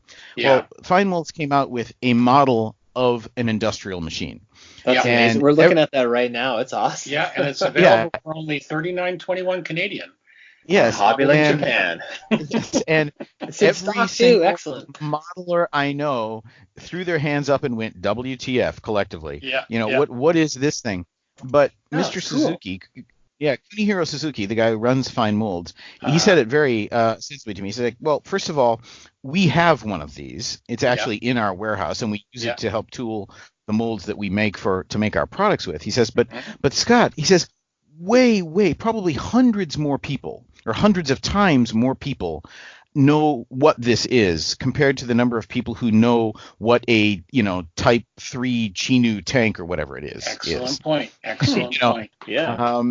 This is widely used in industry, and even if it's not the same brand, anybody who's in heavy manufacturing knows exactly what this device is and what it's for.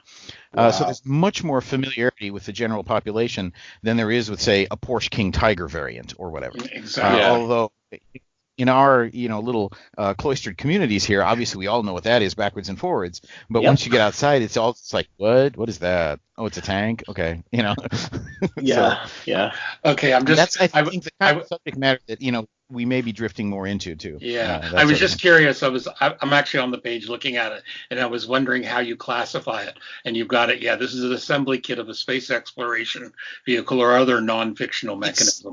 It's probably I think that's a real science classification. Yeah, you'd have to have some fun with that. But it's true.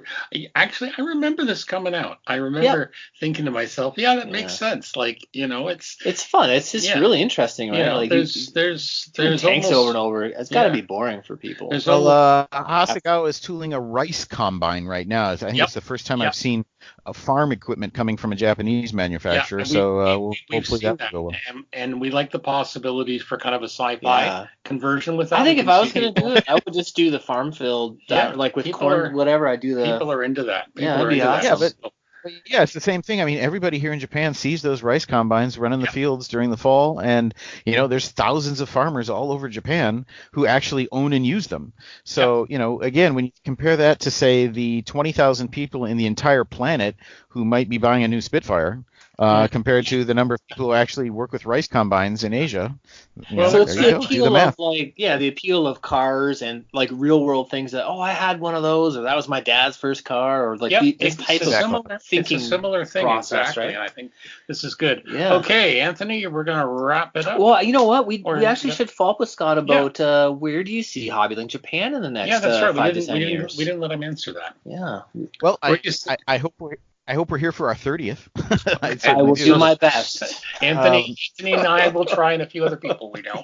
But to be perfectly honest, I'm sure you've seen that places like Amazon or the other majors really have perfected, the infrastructure to be able to, move a product on a retail basis via the internet from point A to point B, even if it's internationally, extremely well.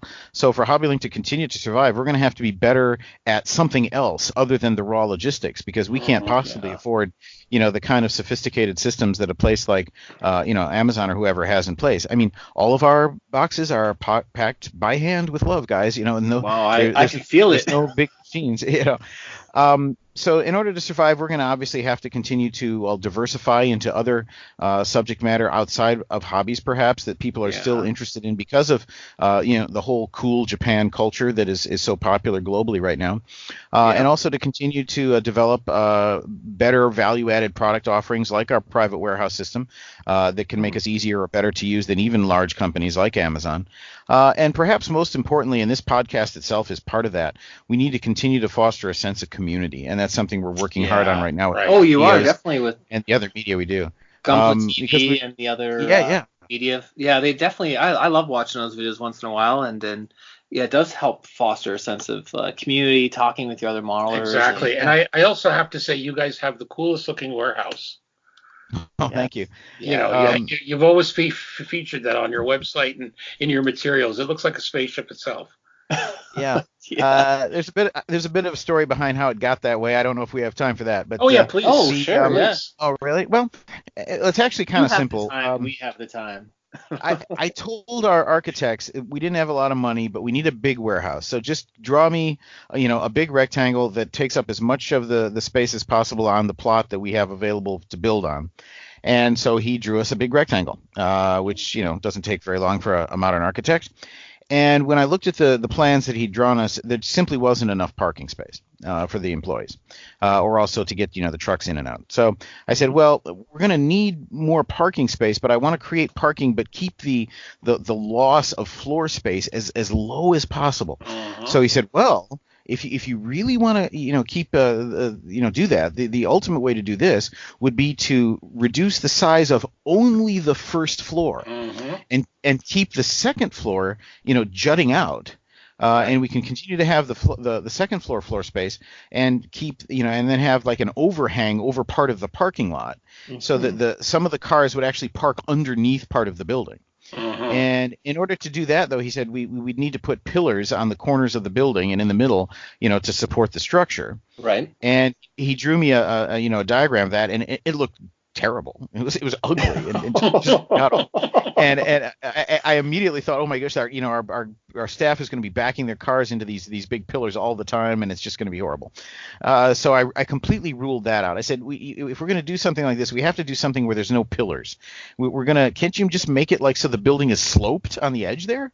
And he said, well, an overhang of this size could not be supported, sufficiently structurally with a slope. But if we were to back off the size of the overhang to about half this size, I think we could do it. So he came up with a plan where if you can just imagine a rectangle with, one corner kind of chopped away to be a diagonal. Yeah, I see. And he showed me that plan, and I looked at that, and I'm like, oh, that's really weird looking too. I don't want that. And it turned out that this architect had an apprentice it's literally an apprentice, a kid just out of school who was now studying with him. Right. And this architect kid came up. He literally reached over the table and grabbed the blueprint that I was looking at and saying thumbs down.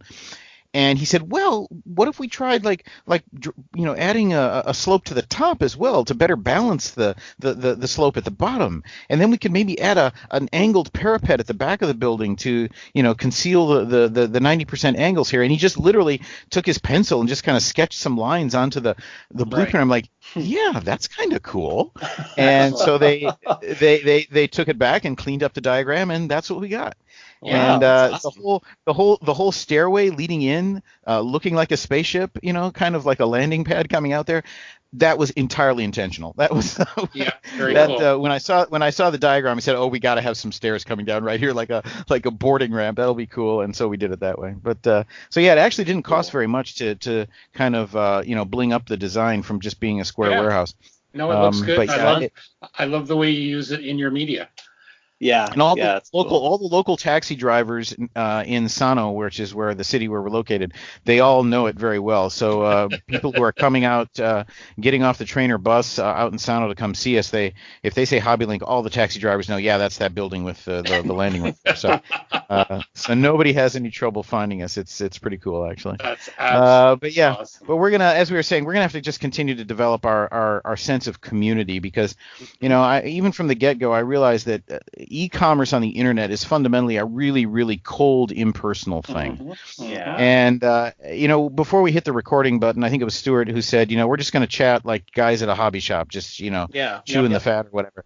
And that's something that an e-commerce mechanism like Amazon simply doesn't let you do. There's no sense of chatting up the store clerk about the latest releases or whatever, but we're trying to do that as much as we can, because almost all the employees of HobbyLink are also geeky and they're totally into this stuff, and we love it too, and we really want to share that with you and give you the opportunity to share the love back. So we're trying to foster as much as the internet allows us a sense of community. Yeah. And like I said, this podcast itself is a great opportunity to do that, and I'd like to thank you guys again for the opportunity to participate. Oh, of Well, course, yeah, it's our pleasure. And I think as you say, it's community. It's also, and this is what I tell people constantly, you're not going to compete with the Amazons and Walmarts on the world on necessarily price or shipping, but you haven't beat on customer service. And, it's always one thing I've always heard over the years. sure. And I know when I've dealt with you Try guys, harder.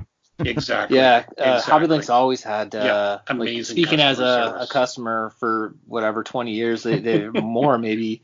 They've always had I'm top just looking at the notch. stash in your cupboard there, Betty. It's probably 90% HobbyLink Japan stuff, right? Yeah, this is the Canadian arm of the warehouse. I have another question for you, Yeah, go ahead. future-wise. Yes. Do you ever think that paint will return? Because I remember I used to buy Gunsy paint, Gundam brand. I know that was a really big shift too, where all of a sudden there was a new international laws regarding shipping hazardous materials. We have heard they're coming out with a new formula. Well, I mean, there's you can't buy paint anymore, right? Like from international. I can speak to that pretty easily there, Anthony. Any petroleum-based product can no longer be placed into an air parcel. And this is an international postal service regulation. So all of the GSI Krios, which you correctly recall used to be called Gunze, they're now officially, the company is not GSI Krios, but GSI stuff is all, for the most part, it's petroleum based, and most of the best paints are either petroleum or alcohol based.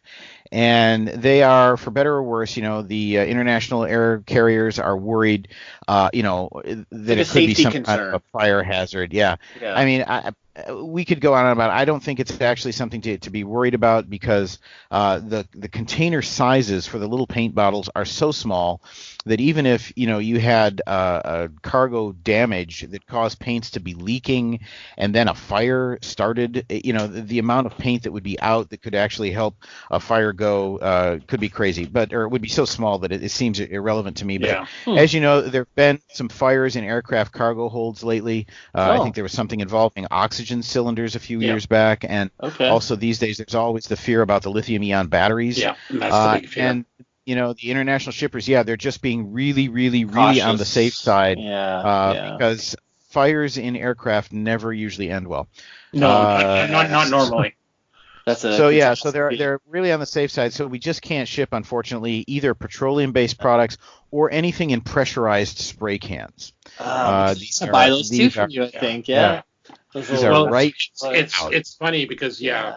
when that happened, I know a lot of, particularly up here in Canada, I warn people. I say, if you're going to order paints, let's say from the far side of the country, try and avoid doing it in winter because there's been cases where stuff's frozen and it ruins the Yeah. paint. So you have to be Yeah. really Yeah. really careful. There's all kinds of issues. We were Yeah. talking about last week on the podcast how Mr. Hobby, again, apparently they're going to be coming out with a new formula for their water-based, which is going to be apparently going to be able to be Aqueous, yeah. shipped. Yeah, Huh. which we both Yeah. like that brand. Now, do you sell? There are a few Sure. water-based. I'm sorry. Go ahead. Sir. Oh, I was going to ask, do you sell like that stuff kind of to your local market, like the? Yes, sorry, we it's do. not easy anymore.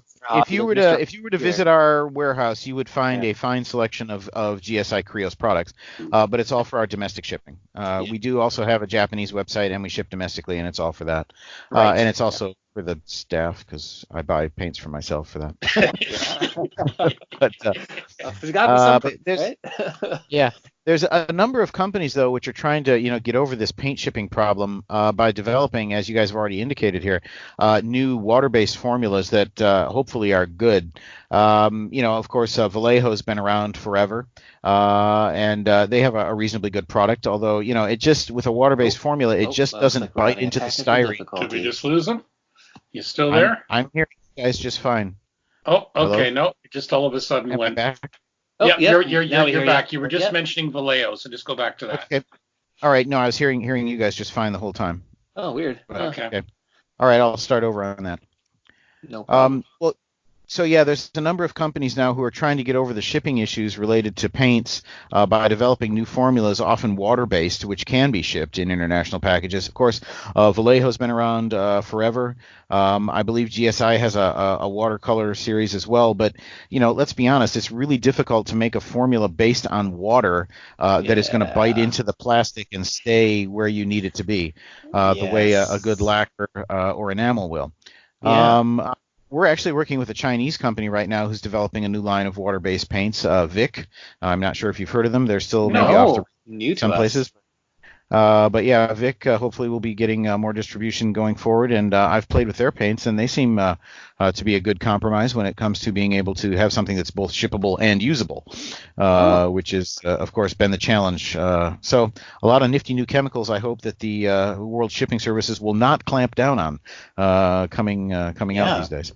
Cool. Oh, we'll have to be on the lookout for that. Yeah. All right. So now you got your last question. Yeah, so just to wrap up our interview, which has been really fascinating, I think we're going to have to It's going to be a two-parter. Yeah, well, gonna maybe be we'll have awesome. to get Mr. Hards on again at Oh, some other definitely, point in the at some future point, to hear yeah. more Would love crazy to tales chat again. yeah. So we like to wrap up with what's on your bench. What are you working on?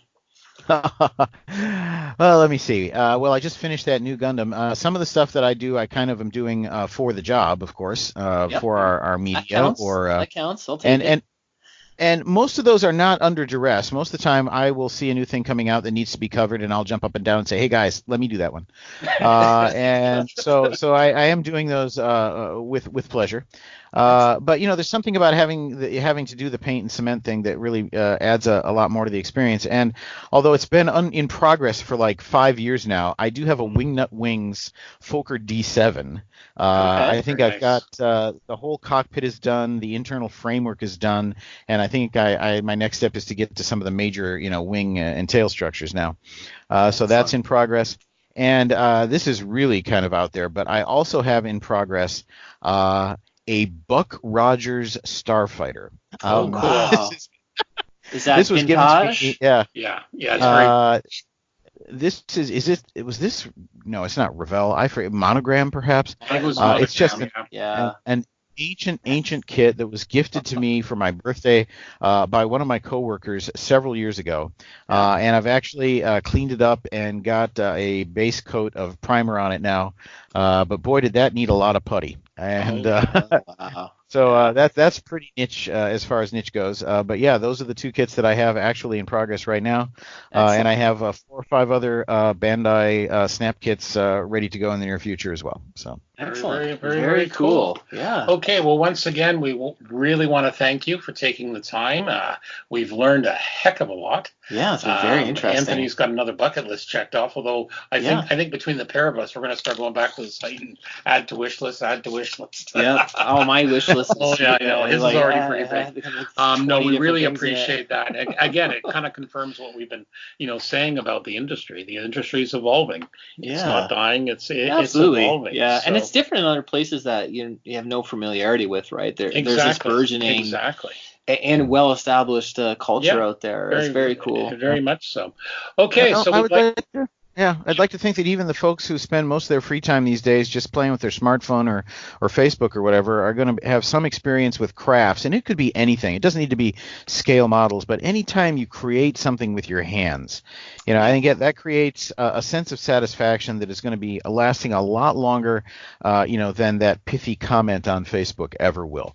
And if we just get more people, exposed to that, I think we can keep a lot of people in the hobby for decades to go. Yeah, and that's what we're trying to do. Okay, well, it was good to talk to you, and we will talk to you again. Okay, Stuart and Anthony, thanks a lot for your time today too. It's been great fun. Thanks. Well, and again, that was just a great interview, a great follow-up. So Fantastic stuff we learned. Informative. Yeah, so we're hoping to get him back. And again, always cool stuff from their website. Watch your wallets. Oh yeah. Definitely. Okay, moving on to talking tools. This one's a little bit different. We're talking paint mules tonight. Yeah, paint mules. Yeah, you have a couple. I have one. You want to, for the uninitiated, you want Sure. to talk about what a paint mule is? So the paint mule is, and it goes by different terms as well. It may be a throwaway kit or something out of your parts bin, or a shelf queen that you can just you've given up on it, you're done. But it's an amazing place to test out stuff. And I think this is a really important thing to have in your tool kit. So when you're trying to get your paint mix right, or if you're just getting used to your airbrush, for your beginner with the airbrush, or even if you're just more advanced and you're just testing your paint flow, you do it on your paint mule, right? You're trying some German camouflage you've never done before. You do it on your paint mule, right? So it's almost like you have a chance to test it out, see how it's going to go before you commit it to your, beloved, 1 year project. And it is one of those things that it's sort of easy to think about and then very easy to forget. Like, that's a great idea. Then you don't do it, and then you do something on your kid. Yeah, futz it up, and then you're you like, hit the wow. screen. Yeah. And if you had done it on a paint mill, you wouldn't care. You would just be like, oh, that's interesting. What should I do next? That was a bad idea. Yeah. Or you learn by doing. And Exactly. I always encourage people to, like, you got to do stuff. You just do it. Just go for it. You're like, well, what about this? Yep. Do it. See what happens, right? So like, what is it you use for a paint mule these I don't days? even know. It's like the bottom of a tank hull. Okay. It's a hull of a tank. Right. I've used that. I had a big wing. Did you recognize that wing? I didn't really look at it that closely. I took a picture of it, but your children have my kids have gotten hold of it and like scribbled all over it, but I'll use it to try to make sure the paint flow is right in the airbrush. That's a really big what's the one. wing from?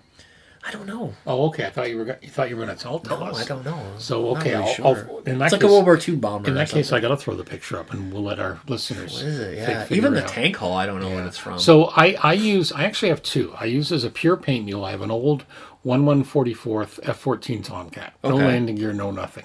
This thing has so much paint on it now. Yeah. It's probably 3 scale feet in paint. Because layers It's upon thick, because yeah. there's times where I got a little bit left in the airbrush instead of draining it. I'll practice my camouflage or thin stripes. Freehand And the other one I use it demarcation more lines. as a weathering mule. Yes. It's an old 1/72nd scale Airfix Spitfire. In fact, I took a couple of shots when we were playing around with the AK weathering pencil. Yeah. It was the second model kit I ever did. And the thing's still around and alive. And it's serving you well. it's serving me well. Yeah, definitely trying out new paints, new products. Don't put it on your beautiful kit. No, try it on Figure the old, out how it works. Try it on the old stuff first. Know what you're doing, and then apply that lesson to. And it's a nice tool that you can use because we all have those either builds that we did years ago, and they were great then, but we can reuse them. Yeah, sure, right? And then they live on another way. All right, so there you go. Okay, sites and tips.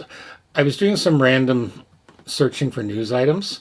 And this is one, I don't know, I'm surprised I hadn't thought about this before, but everyone knows the movie Spaceballs. Classic Mel Brooks. Wow. Well, and again, I was surprised, and I never thought about looking up. Someone's had to have done the giant Spaceball one. This is the spoof on the Imperial Cruiser. It's funny because it looks like a legit Oh yeah. spaceship. So, because if you remember the intro, Yeah. you know they've got the traditional like Star Wars, but this one, unlike The the Star overhead Destroyer, crawl, just keeps going yeah. and going. The ship just keeps Yeah. going and going and going and going and going, and then right at the back, you know, we break for What is it? no one or something like that. Something like anyway. There's a bumper sticker. Yeah, there was a I wish I giant- could remember what it yeah, says. yeah. We break. For nothing or nobody or something like that. So someone did do a resin kit. So Monsters in Motion is a company that specializes in monsters, sci-fi, you name it. And there is actually a Spaceball 1 mothership model kit. So for $150 US, you can get 23 inches long, so almost 2 feet, cast in solid resin, mastered by Ken Skivington. Okay. So Spaceball spoofs much of the design of Star Wars, and this ship is based roughly on the design of the Rebel blockade runner. The effects work was done by Apogee, and much of the model building crew were veterans actually of Star Wars. So yeah, this thing was just like massive. We break for nobody. We is break the for bumper nobody. sticker. You can also they also make the resin of Eagle 5, which was the hero the ship. Winnebago. The Winnebago with the wings. So you can get this stuff. This is kind of cool. Yeah. So I saw this and I thought this is awesome. Absolutely awesome. You know what? They got all sorts of cool things. Like I see they also have the Gunstar Ultimate Resin model kit from the last that's Starfighter. super cool. The Roger Young from Starship Troopers. Like there's a lot of this stuff. Yeah, Spaceball, Eagle 5 in 1/72nd scale. You too can own Eagle 5. 1/72nd, 6 inches long. So Wow. 21 parts, decals. So now you can join Lone Star and Barf in their Winnebago spaceship. Reach Vespa Star. before Spaceball 1. There you go.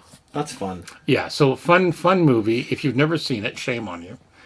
Sort of a classic. Yeah, if you have 80s kids, if you have football. children who haven't seen it, you need to show that Mel Brooks. I was looking at a bit of background because I was trying to remember how old it was. It's late 80s. 87? One of the other things, apparently, Mel Brooks got Lucas's blessing. 'Cause He Yes. didn't want to get his ass sued. That makes sense. One of the things apparently George Lucas said was, it's fine, you can spoof it, you just can't make your own action figures. Because they were all joke about merchandising, because I Yeah. guess Lucas was joking, yours will be better than mine. But Merchandising. merchandising. So yeah, what a fun movie. So Classic. again, for those of you who have the hole in your life and your modeling shelf, because you don't have a Spaceball 1, You need a giant. we have now done that service for you. You can now get it. All right. What's on the bench? Hey, I actually had bench time this week. Excellent. It's What are been you busy. working on? Well, life's just been busy in general. But Yes. anyway, I got this little Toon King Tiger tank. I got the painting and the base weathering. I got a little tiger stripes and a couple of colors. Worked out well. Some very base weathering. I was playing around a little bit more with those AK weathering pencils and some pigments. But now I got the decaling and just a little bit more weathering, and then I'm going to call it complete. Nice. It's been a So fun little kit. not a long build for you either, which is nice. No, eh? it's just taken a while because I just haven't had much time on Yeah. it. But if you could take the time I've actually been on it, it's been a very But short it feels like build. you just started that, so it's not too long. Yeah. It hasn't always taken nice. pure time. So I think next I'm probably going to try and get the Edward Spitfire done. Because literally all I've got you're left on is I just got to mask the canopy, tape up the cockpit because I'm going to build it with an open canopy and the side hatch. Yeah. And get her painted and decaled. And then after that, I'm not sure. I've got that big, the big Star Destroyer, Super Star Destroyer. And I've also got the MPC Hawk from Space 1999. So it might be one of those two next. Your Bondi one will probably go together really well. Yeah, it'll go together quick. So I might do that one too. It's gonna be a quick. We'll see. We'll see. Our club meeting's tomorrow. I actually should take that to show people at the club. So anyway, what have you got lately? Oh, I've been just getting down to the very tail end of my APC build. Okay. So it's practically done. So I just glued on all the stowage, and I've made strapping good. out of surgical tape, Right. and like photo etch buckles and that kind of stuff. So I got to do a little touch up painting, and Looking change the good. battery pack around. I put the on Looking battery good. in. Yeah, we're gonna make sure we have a complete Yeah. photo gallery of that one. That Absolutely. looks good. You gonna So have her it's done, done? though. You gonna have her done for the weekend for the show? I'm aiming for You're it. aiming for Yeah, it? Attaboy. I'm really close. So Good. I have to build an antenna. I had an antenna that's sort of lost into the ether. Stretch your sprue. Yeah. Well, I had like the wound Oh right. coil. Yeah, you can do that. I had a piece that actually was an extra piece from my M113. That was perfect. Right. And it just got The lost. curse of the M113. Yeah. I'm just saying. Is it a curse? I don't know. You're missing headlights, missing this, missing that. I found the headlights, so maybe it's lucky. Between you and David on your respective ones. Although I did see David from On the Bench, he found a source for his NASA decals. Yes. So that's good. Yeah, that's a really interesting So speaking of David and the boys, Yes. because while we were mocking them, they were mocking us. Oh, burn. I feel the burn. Yeah, you could feel the burn. Julian, you got me. Yeah, so Listen, yeah. I What's can't build happening? a kit every week like you guys, okay? All right. It's coming. But that's going to be next. The Moosearoo Cup Moosearoo is Cup. coming. All right. It'll be ready. We're hoping maybe we might add some special features if we can find them. Oh, absolutely. It'll be Yeah. special features. It'll be when Dave comes, it'll be ready. Right, exactly. All right, what else? After that, or maybe in parallel. I'm Okay, gonna be yeah, working because you on better not special. delay it anymore. They'll mock you No, again. it's time to. These two things will get Yeah. rocking. The VF-19 Excalibur Valkyrie. Nice. Something special You we're got something working special on. coming on there? We did tease about it a while did a back little while for those back, yeah. attentive listeners. Yep, so you have to stay tuned. Yes. we Okay. do. All right. Well, I think that's it for this week. Yeah. We also, just a teaser, I did send an email out to our Patreon supporters. We've got some other amazing interviews coming up. We've got like two or three already in the can. Yeah. Lined up. So yeah, there's some good stuff coming up. So as always, don't forget to subscribe and let us know if you have any comments or suggestions at scalemodelpodcast@gmail.com. We record roughly bi-weekly, and you can get it where all your favorite podcasts are found, including iTunes, Google Play, Stitcher. You can also listen directly on the website. And I am updating the YouTube channel. I've been bad. I've fallen behind on getting episodes uploaded there, but I am catching up. Nice. And you'll be able to do stuff there. We also have a Patreon page at patreon.com/Scale Model Podcast. Anything we get in there, we use to help fund the hosting and other goodies and things like that. We really appreciate your support. Absolutely. And as always, if you still haven't got enough of your Scale Podcast modeling podcast fix, make sure you tune into On the Bench. They also produce a show every 2 weeks on the off weeks that we do. They're It's the best for listening. Dave, while Julian, working. Ian, and special Yeah. guests there. They also do some amazing stuff. Yeah. Check them out. Just do a search for On the Bench, and you'll find them as well. And check them out. We're also planning something special over our Canadian winter. David from On the Bench, his wife, I believe it's his wife, has family up in Toronto, which is just up the road from us, a couple of hours. So we're hoping to do a combined show. And we're hoping to be doing it at the Canadian Warplane Heritage Museum. Our gonna good be a friend lot of Alan, who we've Do had you on think the you show. can sit inside? We're hoping. We're going to see what we can do. Inside the Lancaster. Well, I don't know if we can sit inside the land. That's probably pushing our luck. It's a little tight. It does, yeah. It's tight, and they also undergoes a lot of maintenance. They might draw the line there, but we are Maybe at a hoping to do table with the chairs. we are hoping to do a combined. Yeah, we're hoping to do a combined show. We're going to have Alan there from the Warplane Heritage Museum. Awesome. Or sorry, Alan's the president of our. He's involved with IPMS Hamilton. He also He is helps- the president. He is the president right now, club, and he also runs the Heritage Con show. He's very heavily involved with that. He's a great guy too. He's an awesome to talk guy. to, and So wonderful we will guy. we will let everyone know some more details once we firm them Yeah. up. And we'll go from there. So that's it for this time. So for the Scale Model Podcast, my name is Stuart Clark. I'm Anthony Goodman. Thank you, and be well.